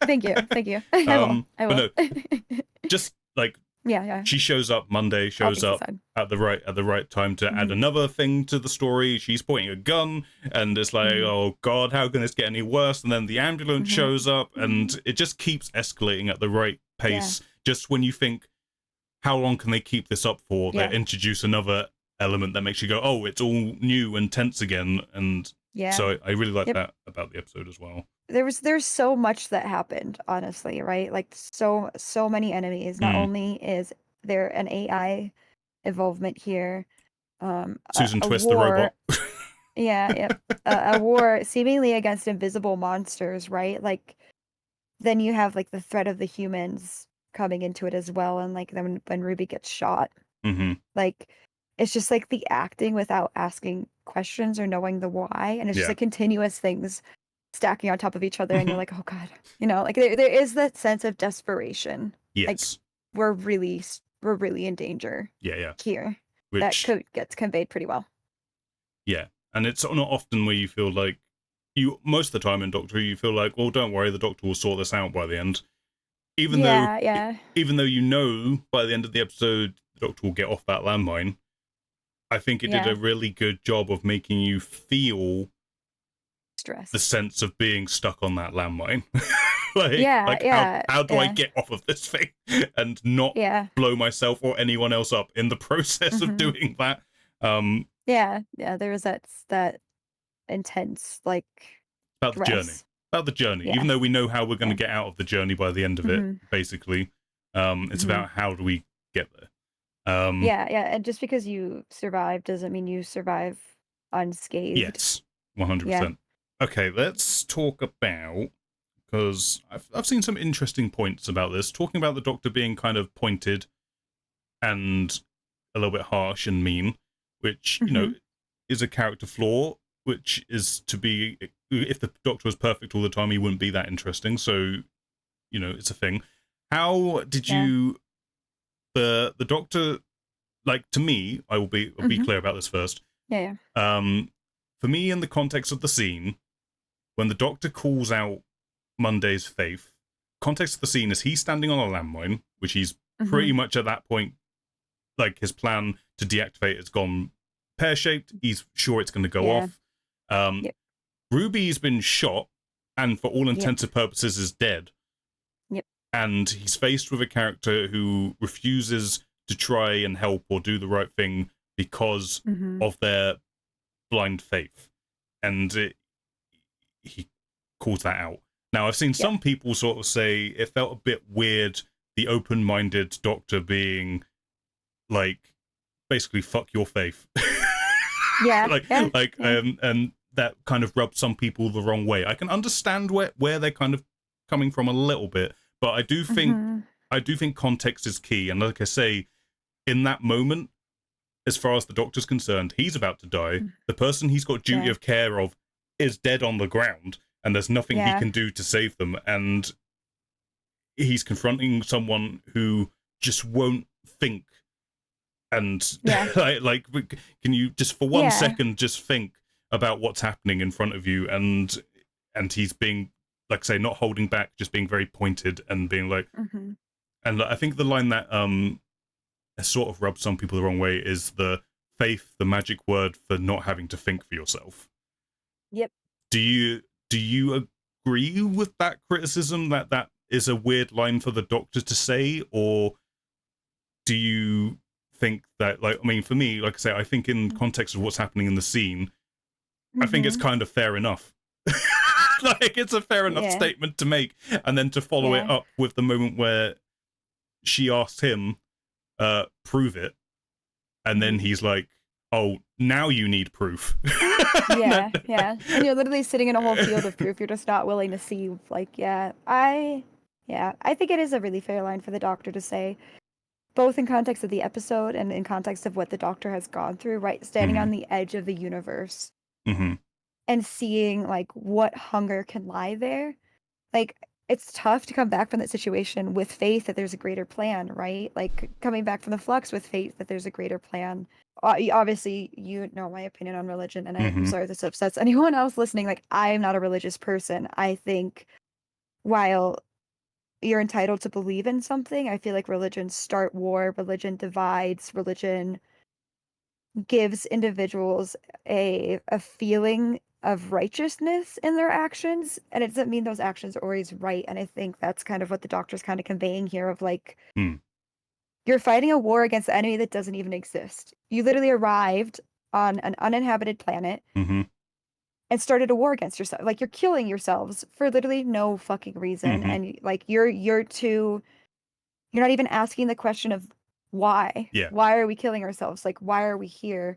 And I think like when the Doctor's in that situation of about to die, like, obviously has Ruby and feels like he's failed Ruby in that specific moment. I think it's valid and fair to be like, it if you would have maybe asked why, we wouldn't be in the situation now. This Splice Mm-hmm. would have her dad, right? Like, and I think the other times that we've seen the angelic soldiers, right? Like, that I feel Yeah. like that's kind of criticism was still there of like, this is kind of ridiculous. Like, Mm-hmm. look what you caused. I think it's fair for him to be like, you're doing decisions based on something that might not exist, and those decisions have extreme repercussions.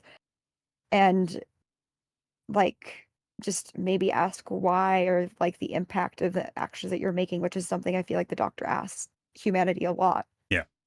No, Yeah, I didn't have a problem with it. I could see religious people having a problem with it, but at the end of the day, we're talking about fucking aliens, and religious people don't even believe in the concept of aliens. So get, you know, it's sorry. it yeah, I mean, for me, one, the Yeah. character of the Doctor is basically a scientist Mhm. for me. Like Yeah. that, like he's a mad professor who flies around in space. So Mhm. it makes sense that he is the sort of person to question everything. That's in his Yep. nature to do that.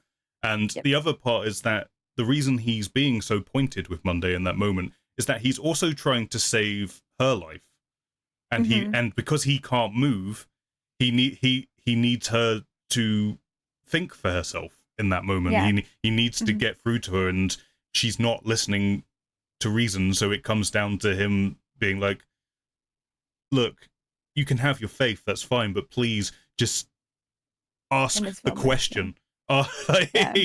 Yeah. Like, because he says, like, I'm just watching it now, like where he says, "Just surrender." Like, Yeah. if you want this all to stop, just surrender, lose this war, because obviously Yeah. they're not aware that they're fighting themselves, because they're also being Yeah. manipulated by a Yeah. corporation who has, Mhm. is using their faith against them. Talking about Mhm. weaponizing religion and faith and stuff was when it's being manipulated by a greater power in some way, and Yeah. and Yeah. And if and you really want to get meta, you could say that Disney is a big corporation that pushes ideas out into the public, I'm you sure. know? I mean, the funny thing about that is that argument goes both ways. There's people on the Yeah. far left who think they're pushing out right wing agendas, and there's people on the right who think that's pushing out left wing agendas. It's a whole thing. It's a whole Yeah, thing. yeah. A Um, corporation shouldn't have that much power over yes, humanity in any capacity. yes, Yeah.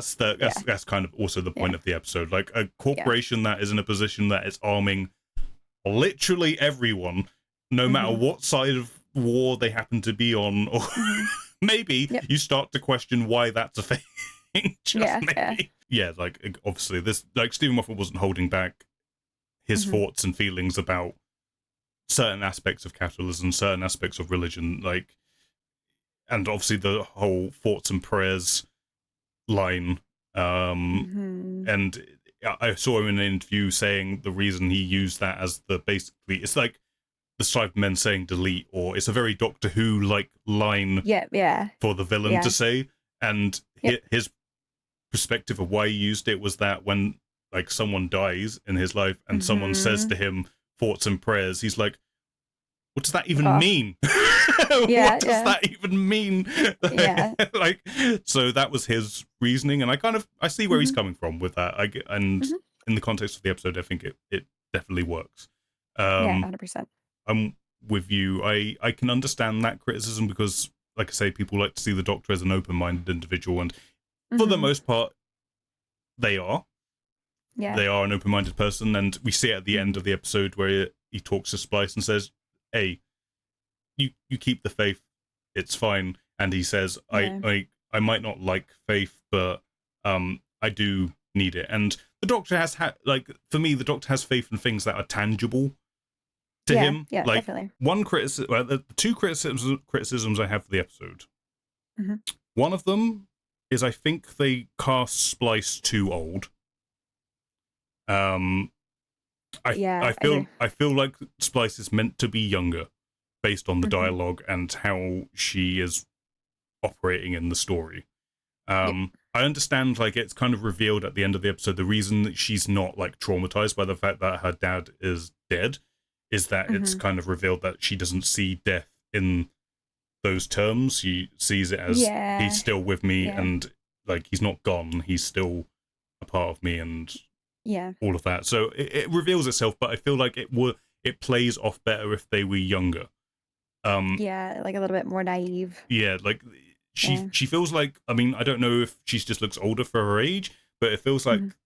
the actor is like a teenager Mhm. to me, or bordering on a teenager, and it just feels like her dialogue is written for someone younger. The other thing is, it's kind of explained, but kind of not. Maybe they could have explained it a bit more. Is how they've been here for 6 months and they haven't realized they're fighting their own equipment.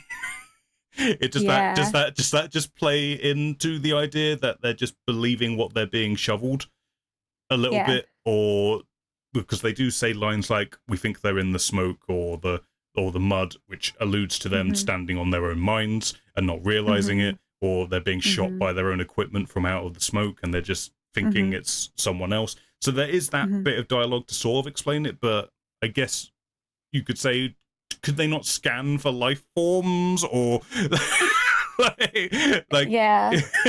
like it's, Yeah.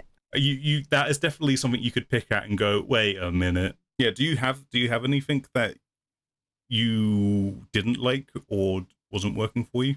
I would agree with the situation with Splice. Like there's that moment where everything's getting really intense. The doctor's trying to like beg to the AI to be like Mm, father to father, which is a whole nother important moment. But then you see Splice like easily getting distracted by like the pictures that the AI is showing pictures of their memories together, right? yeah. And Splice is just sitting there like totally captivated by these pictures, kind of ignoring everything else that's going on, which so much is going on in that moment.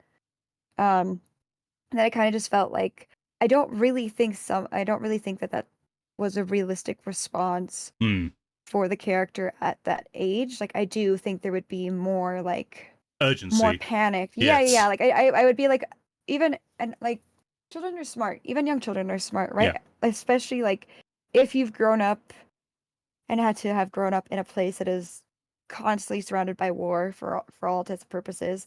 Like you're going to have more maturity about the situation and you're going to I think maybe understand the weight a little bit more and it just felt like misplaced Mm, for Splice to get that easily distracted. Like yes. Splice seemed way more intelligent than that. And yeah, that was the only thing that kind of felt off was Splice's interaction with like the AI Yeah. of her father. And like we got to see a little bit of the panic state where it's like Spice is like, is that my dad? Like, give me my Mm, dad. You know what I mean? Like that felt natural. Like yes. that is regardless of how much death you've seen or what you believe in or like the afterlife essentially, like that was a natural response to that situation.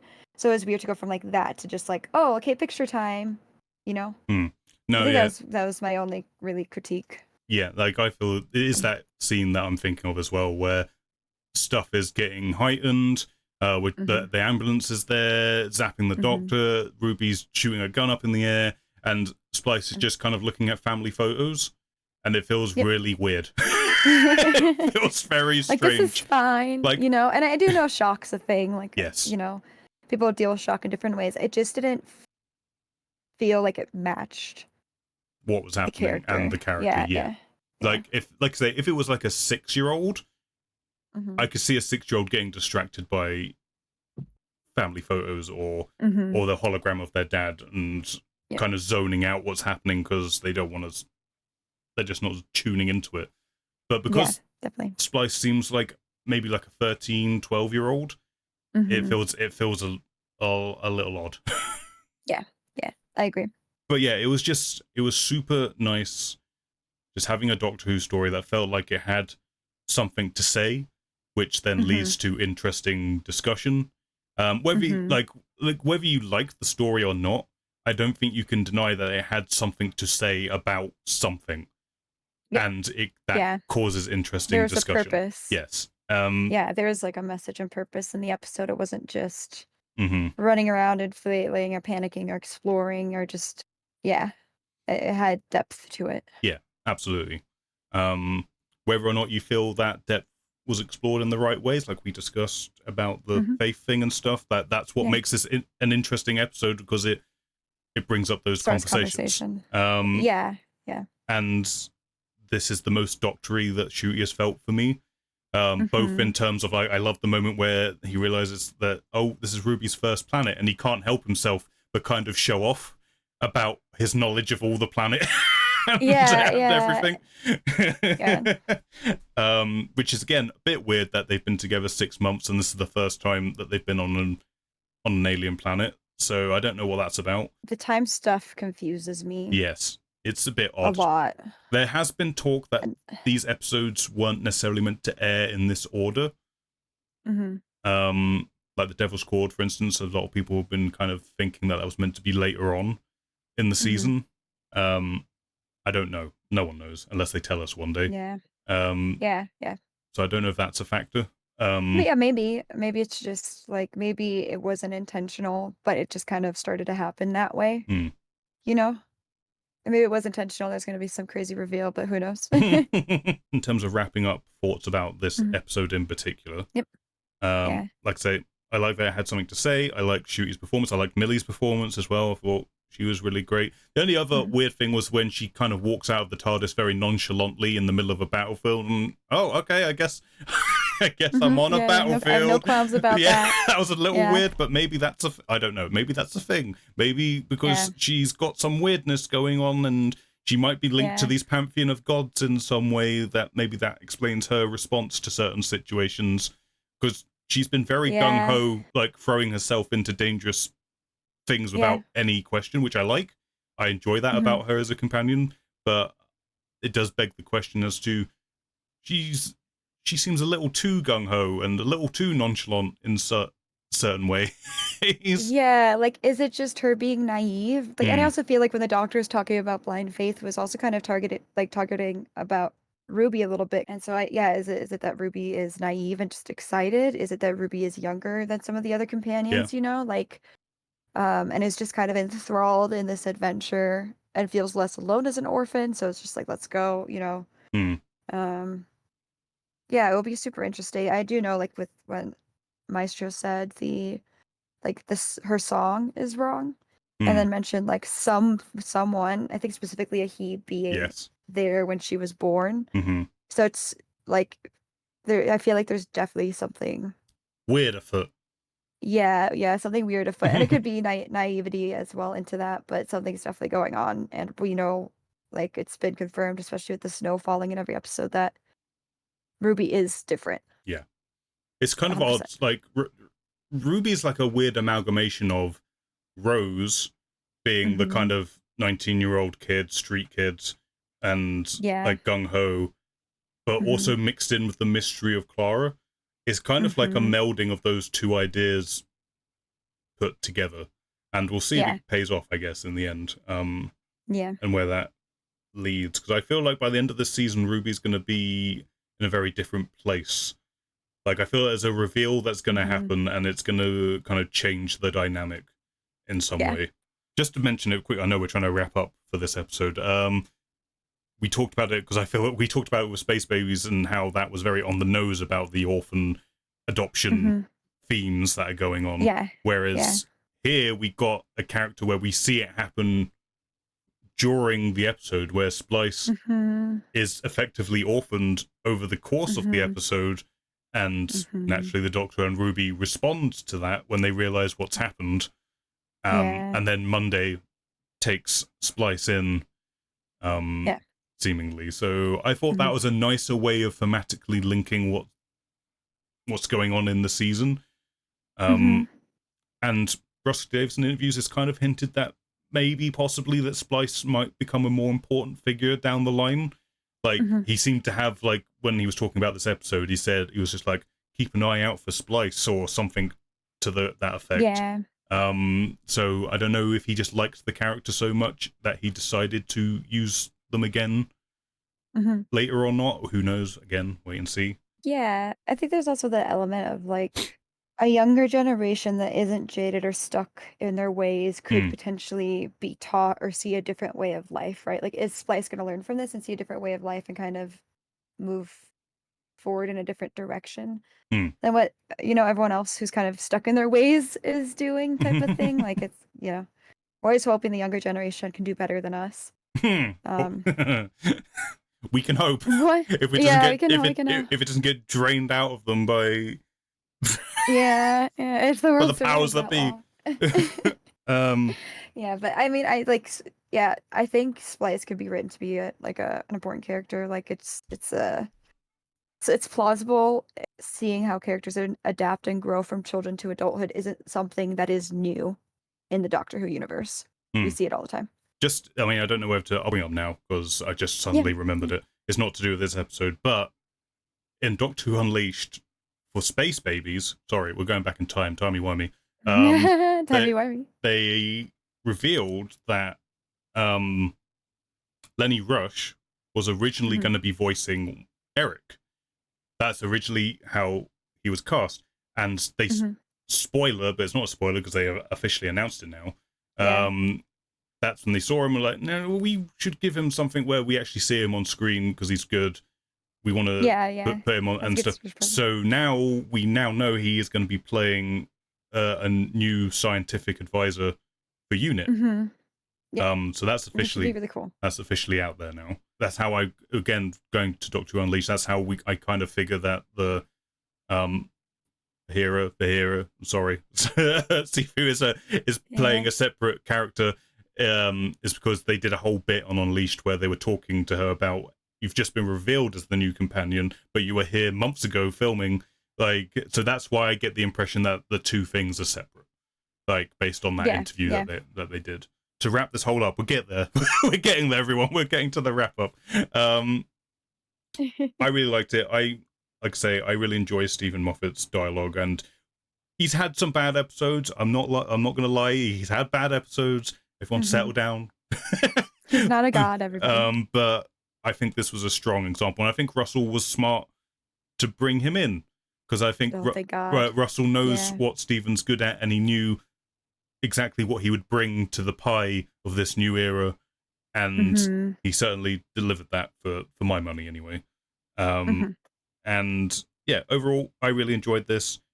I love sci-fi Doctor Who with something to say, and the Doctor getting to be interesting. So I give this a solid 8 out of 10. How about you, Tashafi? Yeah.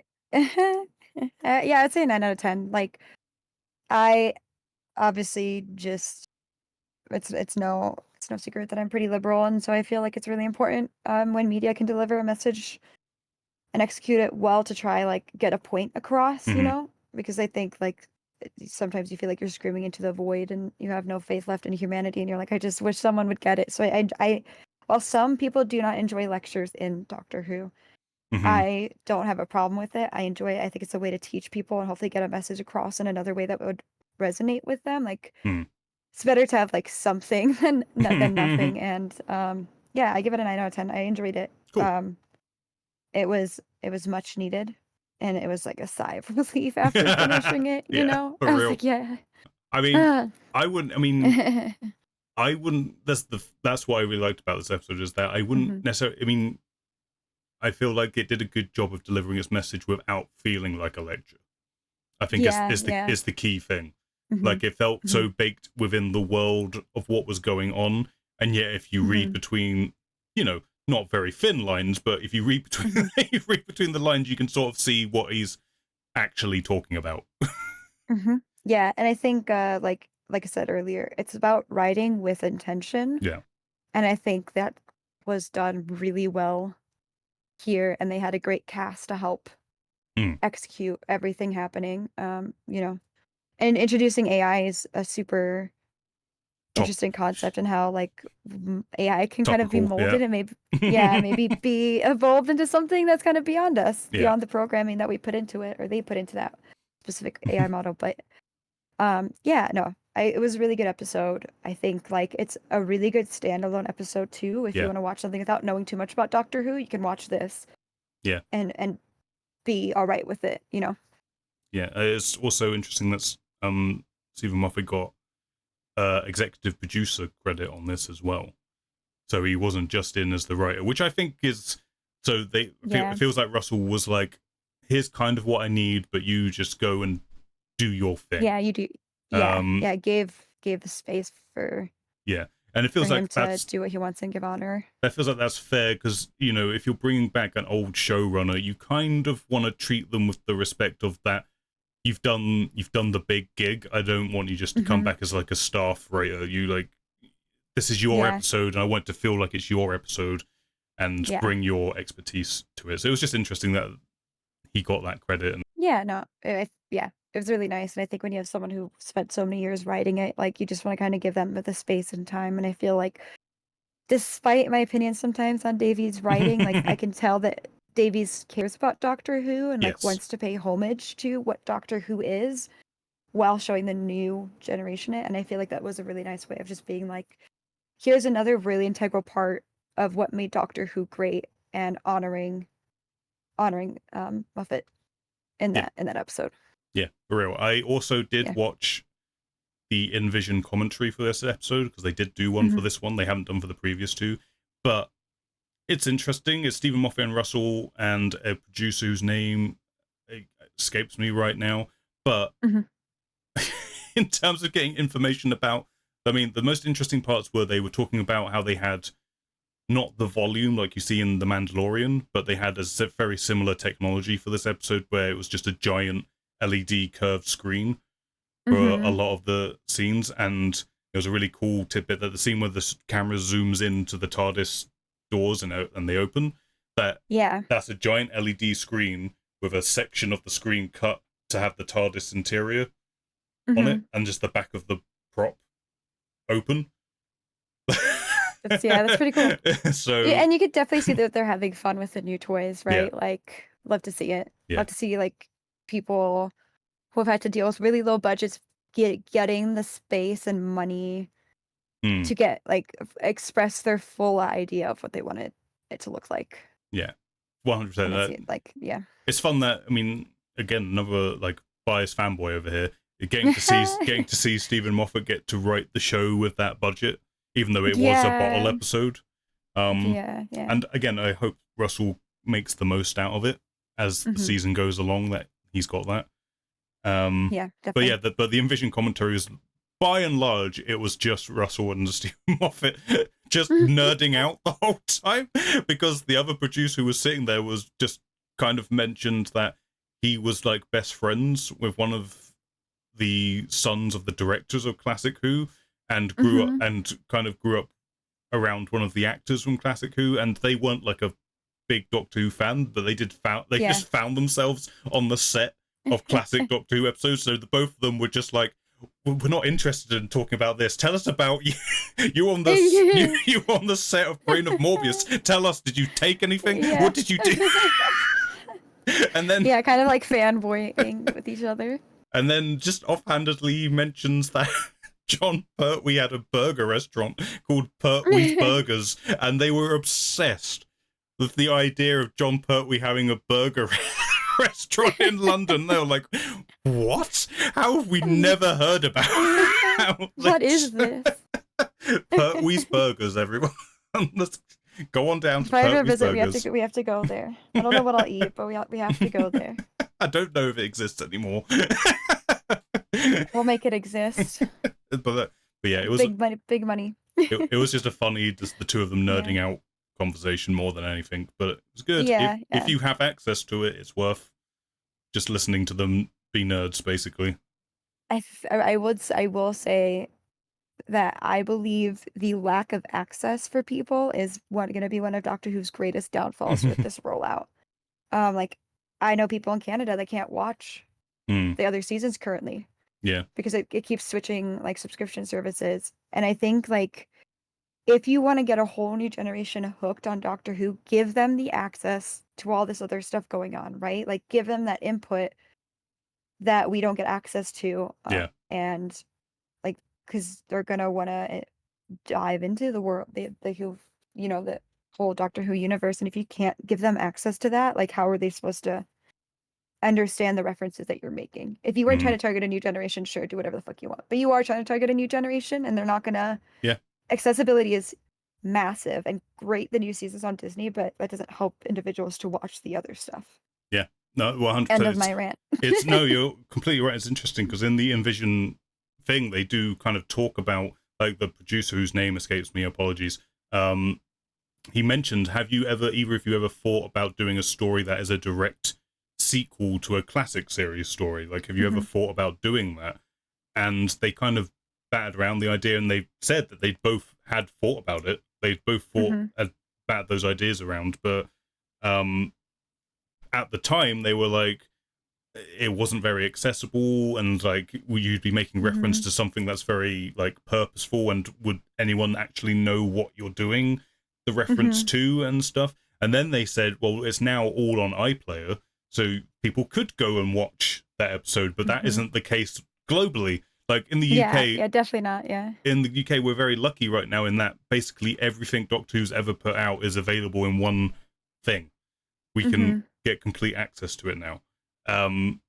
So it was an interesting point that they were making, because it was Stephen Moffat who said, like, yeah, I guess it would be easier now to do a story that is directly tying itself to a classic series story in terms of the UK audience, who you can then go, well, if you don't get everything that's happening, you can go and watch the story that we're riffing from or sequelizing in whatever way. But like you say, at the moment, that isn't the case globally, which seems to be the bigger thing at the moment that they're trying to do. They're trying to make it as expansive globally as they can.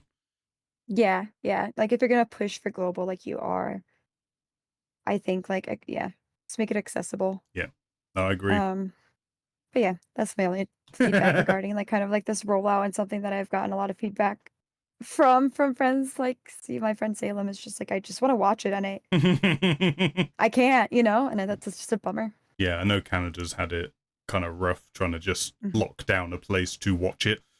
Yeah. And I think, I don't know if it's Northern or Southern Ireland, they don't have Disney Plus or iPlayer.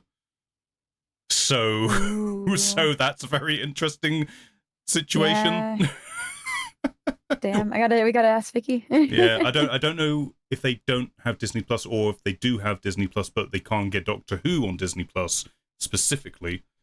I can see it being Southern Ireland, just based on Northern Ireland being part of the UK.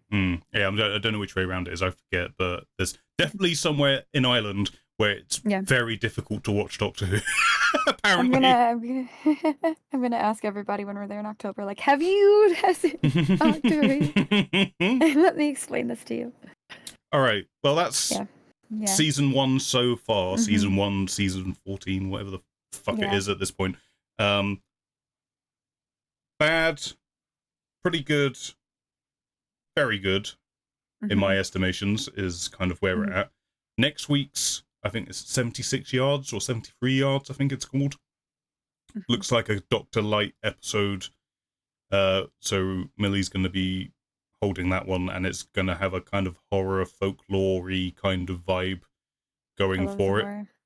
So I hope it's good, because give me all the horror. Yeah, that's the two jams of Doctor Who for me, is when it goes sci-fi, or if it goes weird gothic folklore-y horror. Those are my two jams, and hopefully it's good. So I have high hopes for it.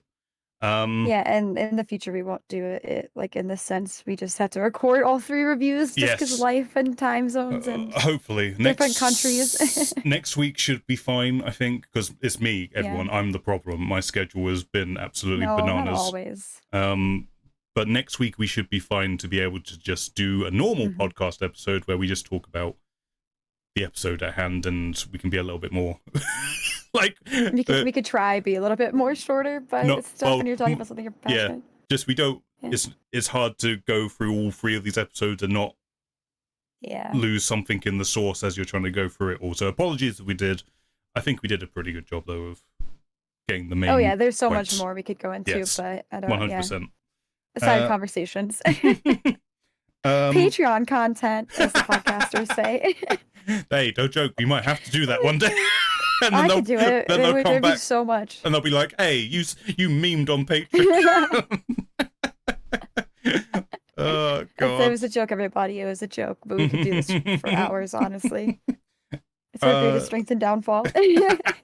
All right, just quickly then, before we wrap up. Yep. So the season so far, like I say, it's not shaping up to be one of the strongest seasons ever, but there is life to be had, and we've seen it, and hopefully we get more of that. Susan Twist, at this point, could still be absolutely anyone. There's no clue to indicate who Susan Twist might be. It's anyone's guess at this point. I've seen so much. Like, I just try to even just grasp the concept. And typically I don't like to look up theories, because I feel like I don't want anyone to influence my ideas. Yes. But the Susan Twist thing, I'm just like, I just don't fucking know. I just don't know. There's nothing. It's very obvious that there's something going on, but I don't know what it is. We don't know what. Yeah, and so like I went down a dark rabbit hole, and I was like, some of these theories are so fucking wild, But with Davies, who knows though? Like it's such thing He like knows. yeah, like like nothing seems too unplausible. Like there's so many current plot holes that I'm like, I don't even you could take the wildest theory and Hmm. just it could be true. And I feel Important like to I note. haven't been in this position before. Important to note. Some of those holes could potentially be filled depending on how things Yeah. shape out. Yep. Where Yep. we do keep Well, that in mind, everyone. Don't worry. We are yes. Yeah. like there could Yeah. be a reason for why things are like this that comes later. Don't worry. Yeah. We're just speaking with the knowledge that we know Yes. to date, you know? Um, and that goes along with the fourth wall breaks. We talked about that a little bit Mm-hmm. earlier. That feels like Mm-hmm. a thing. To me, it seems to indicate when one of these godlike elements are in play. Mm-hmm. That seems to be the Mm-hmm. biggest visual audio hint that that's going on. Yeah. I think the one thing I'm really nervous about, like I know, and this isn't even to do with Ruby. I know there's something weird's going on with Ruby. Like some of the things I saw was that Susan Twist is Ruby, and it's going to be the whole Clara thing again, and I just cannot go there. Mm-hmm. But I am recognizing that that is a theory, and I do not put it beyond Davies to do some shit like that. It's going to be a Marmite situation, but I've seen like the kind of concept being floated around that the intention potentially would is to make the Doctor kind of be seen as a god, like kind of floating the idea that the Doctor is a god, Uh, and that's it's kind like of been a the Russell irony. thing. Yeah, yeah, and then, like the irony behind that, like if Russell is going to go there and have statements being made throughout the season, whether it's his own statements or another writer's statements, you're still Mm-hmm. allowing it to be made, right? Like you're still saying, yeah, that's good. Go for it. Um, you just have to be careful that, like, I don't, irony is a tough thing to play around with, and you Mm-hmm. have to execute it well. And I just hope if that it goes that way, it gets executed well. Because Yeah. it certainly can, right? Like, we're always learning lessons. Yes. But It can. yeah. It can work. I mean, for me, I don't like putting the Doctor on that kind of a pedestal. I think the No, for Doctor's. sure, me either. I think the Doctor's more interesting of a character if he's like, as part of my problem with the Timeless Child storyline is that I think the Doctor Yeah. is a more interesting character because they are someone who looked at their society and said, "No, this isn't for me. I need to go find my own way." Yeah. Obviously, Yeah. there's mystery around why they left exactly, but that's Mm-hmm. definitely a part of it. And Mm-hmm. we'll probably talk about Thomas Child at some point in the future on this podcast. But the idea of Yeah. the Doctor was always this outcast, and that's why they didn't fit in to Mm-hmm. that society, kind of diluted that part of the character for me. Where I was like, Mm-hmm. I kind of liked that they were someone who looked at something and thought, "No, this isn't right. I'm going to go and try and be better than this." Um, Mm-hmm. So that's my opinions on the Timeless Child, everyone, I guess, if you were wondering. But also making the Doctor like Yeah. a godlike figure kind of still falls into that same thing for me. Like Yeah. it's like I don't know if I need the Doctor to be an all powerful godlike Yeah. person. Like I there's feel like it also just takes away the tension from when you're having bad yes, guys because you're like, well, he's a god, so like, 100%. Like I like yeah. that he's a very intelligent, has some what we'd consider superhuman abilities in certain ways, Mm-hmm. slightly psychic, regeneration, obviously, has Mm-hmm. these one-ups that elevates Mm-hmm. them above human, Mm-hmm. but ultimately Yeah. is still very much like, I'm a scientist and I like to explore, and I do have a breadth of knowledge that spans millions of Yeah. years, and that's my life experience, and obviously that's going to put me out of sync with my emotions a little bit and how I respond to Mm-hmm. things, at least where humans would be, all of that stuff. Mm-hmm. But yeah, I think making the character a god is, for me, a step too far. Yeah. Yeah. It's the humanity within the Doctor that I think everybody enjoys and is relatable to. Hmm. And if you take that humanity away, Or at least the yeah. striving to be more Mm-hmm. human, like the idea of Mm-hmm. someone who isn't human but likes the idea of what humanity brings and is like, if Mm-hmm. only I could be a bit more like that, Mm-hmm. I feel I would be a better person, which is Yeah. something I like about the character. Like they're always striving to be something that they weren't born into because they Yeah. see it as something that is a better way of living. Um, Yeah. but can't quite grasp it, and that's why the Mm-hmm. companions are important, and etc. etc. Yeah, definitely. I mean, we'll probably talk about Millie a lot next week because of the episode seemingly being very Doctor Light. Yeah. At this point, before we wrap up, how are you feeling about the 15th Doctor? I'm feeling good. Like, I think it's just been a tough few years, both in real life and in Doctor Who, and like they always kind of correlate with each other, I think. Um, but I think that this Doctor has complexities, but also has the ability to heal some of those complexities, I think. And I'm feeling good. I don't really know what's going on with Ruby Sunday's character. Um, and I hope it's well executed because it seems, that there's clear sprinklings going on about that something is up there. So I think we're gonna get to see a different side. Yeah. Obviously, because of the timeless child, we have to kind of explore this orphan idea. Like that's just kind of the consequence of the other Yes. writing, right? We have to like kind of continue that because Yeah. that It would that feel was a weird if you whole didn't. thing. Yeah, that was a whole thing. You can't just ignore that happened, and I'm glad that Davies isn't ignoring that it happened. And I think it seems like Ncuti has the capability to pull off exploring that story Mm-hmm. and still holding all of the other Doctor's emotions. So I'm optimistic. I'm enjoying Ncuti as the 15th Doctor. Mm-hmm. Companion has great chemistry. Yeah. Back to that traditional Doctor Who companion, kind of like reading each other's minds, just bouncing off of each other seamlessly. Yeah. But yeah, I think my biggest fear right now is the ending of Ruby Sunday's story. Mm-hmm. That's my biggest Yeah. fear. Millie seems like a really great actress, and I Mm-hmm. really hope that she gets the ending that she deserves so that she can further grow her career.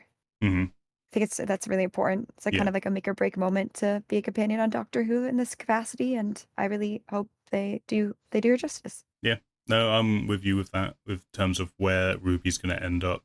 And I mean, I'm excited and concerned, I would say, to see where that Same. goes. I don't know how involved, like, it seems like from that announcement that Ruby is still very much involved next season, but to what capacity, we don't really know. Yeah. Because the way they Yeah. announced our new companion was with all three of them together. With a photo of all three of them, and like they're going to be a TARDIS team and whatever. But I feel like whatever's going to happen is going to mix things up a little bit. And Russell Davis did say the way that new character comes in is weaved into Ruby's story specifically. So I have so much fear with that statement. yeah. I have so much fear with that statement because I have a really horrible feeling that there's gonna be another bi-generation bullshit thing happening. And when Russell Davies says shit like that, Right. I'm just like, I can Oh, see him dear. doing it. I can see him doing that. Like I can see him doing that. Maybe we'll love it. Maybe we'll hate it. I don't know. I don't know anymore. Ruby could be a Time Lord. Ruby could be a Time Yeah. Lord. Yeah, there's a lot of theories. Susan Twist could be a Time Lord. Anyone could be a Time Lord. Who knows? I really wanted Ruby to be like Missy's child. And so I know like that's not even one of the theories I've been seeing, but like I miss Missy. I I mean, miss it's Missy as so plausible much. as anything else at this point. Yeah, there's some crazy theories out there, like I said, we can't even say none of them are ridiculous or like not plausible because they all seem something Davies would do, Yep. you know? Yeah. No, It's the day and age we live in, Indy. the age of Russell T Davis. That's the The world age we're of the living in. internet. The age of the internet and Russell T Davies. This is it now. Yeah, the 15th Doctor for me, just quickly, is I like especially with now Boom being added into the mix. I think Shooty's really shown that he is capable of doing the whole plethora of what you'd expect from the Doctor, both in terms of the parts of the character that are kind of always there, no matter who's playing the part, and then also bringing his own elements to it. Like the way he delivered the "Do you get it?" and like all that kind of stuff is very personal to his version of the character. So he's getting, he's doing both of those things. He does cry a lot. There's a lot of crying, it's at the point now they don't even focus on it. Sometimes he's just seemingly crying, and I'm never quite sure why that's happening. Even grown men cry, Martin. That's the lesson. It feels like, is this a thing? Because it kind of seems like it's linked into him, maybe potentially when he's crying in the memory of Ruby being left at the church. So it might be a thing. I don't know. But he does seem to do it even at times when it's not called for. Like, I don't buy the moment that the doctor would be crying then. Like, it does it. So that's a little odd to me, and I don't, like I say, I don't know if that's an acting choice on Ncuti's part. I don't know if it's in the script. I don't know if it's a bigger thing. I don't know. Like, I don't mind. Like, surprisingly, I don't mind that this doctor is a lot more open emotionally. And isn't as guarded and is just very straight talking, like we said in the first episode. He just says, "This is all my story. This is everything that's happened so far." It's a little weird and a little shotgunny, but compared to Jodie, who was completely closed off, didn't talk about anything for the longest time. Oh my god, Jodie's first episode too. 9 minutes, folks. 9 minutes before we even see Jodie. I rewatched it just to compare. Yeah, I don't know. It's I'm interested to see the journey that this doctor's going to go on. Yeah. And overall, I think he has the fun. He has the dramatic, like bringing the meat when it's there for him to do.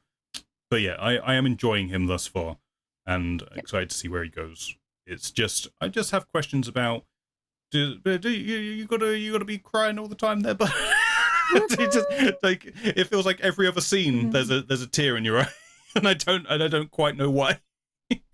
Yeah, it's like the feeling of being sad but not understanding why you're sad, which could play into like there's a greater entity kind of controlling the story and changing things that is causing an emotion that like isn't really clear in the moment, you know? It could be that, or it could just be like trying to show that this doctor is feeling his emotions and isn't trying to keep everything closed in. Or maybe while the other doctor's off doing bullshit, you know? Maybe while Tennant's on his healing journey, Ncuti's getting like the residuals. Yeah, you know what I mean?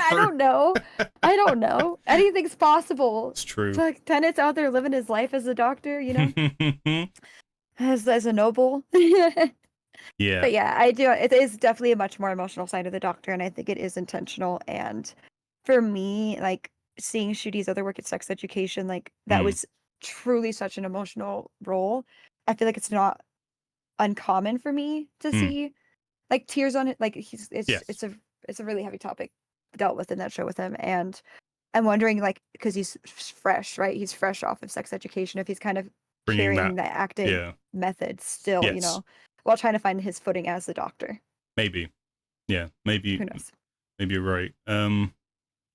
Yeah, I mean, it's just, in Boom, I could feel it. Like, I was like, I can completely understand why that's the performance choice in this episode. But then there's moments in Space Babies where he's crying, and I'm like, why? It's just babies. It's the babies. They're so scary. But no. Scary babies. But no, I am liking him. And like I say, we'll probably talk more about Ruby next week when she's got seemingly an episode to herself, for the most part. Yeah. But no.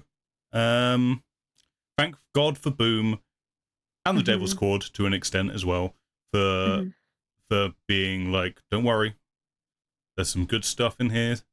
Yeah. Because Space Babies really still beating. really had me panicked. Yeah. They're seriously so lucky that the Devil Cord released right afterwards, because I truly think that would have hit even worse. Yeah. If it was just that. No. We would be having probably a much different conversation. Yeah, for sure. Yeah. For sure. But no, thank you everyone. I don't know how long this has turned out to be in the final with us. In the final idea. I hope, like I say, we tried to cover the main talking points of these 3 episodes that we could, and next week it should be be able to discuss the episode at a nice pace, and and we can talk about all the things, and you know, obviously 2 of these episodes we watched like a week ago, and you know, it's a whole thing. So thank you for bearing with us. I hope you enjoyed listening or watching our rambles and our waffle. Yeah. I'm gonna roll the dice to see how next week's episode's gonna be. Go for it. I'm scared. Do it. Roll that dice. Yeah? Yeah. Yeah. I got a 2. It could be worse. It could be worse. Could have been a nat 1, everyone. It could have been. Yeah, it could have been a natural 1, but we got a 2. I don't want to jinx the episode. Just cut this out. You never saw it. No, it's in there now. Because if it's right, Everyone's we gonna can be say like, we "It's told you because so. of you." Yeah, it was the dice. It was the dice. Listen, the It was dice the always dice. know. The dice always know for some reason. Oh boy. But yeah. everyone, thank you for watching. We love Doctor Who, even when we're moaning about it. Don't worry, because that's what we moan because we love it. Exactly. If that is the perfect sentence for every Doctor Who fan. I think we can all agree. Yeah. It unites us all. I'm Martin, or Indie Geek Guys. It says down there. There are links down to my stuff. If you're watching on YouTube, down there. That's Tash. That way. Yeah. At /Tasha. The other way.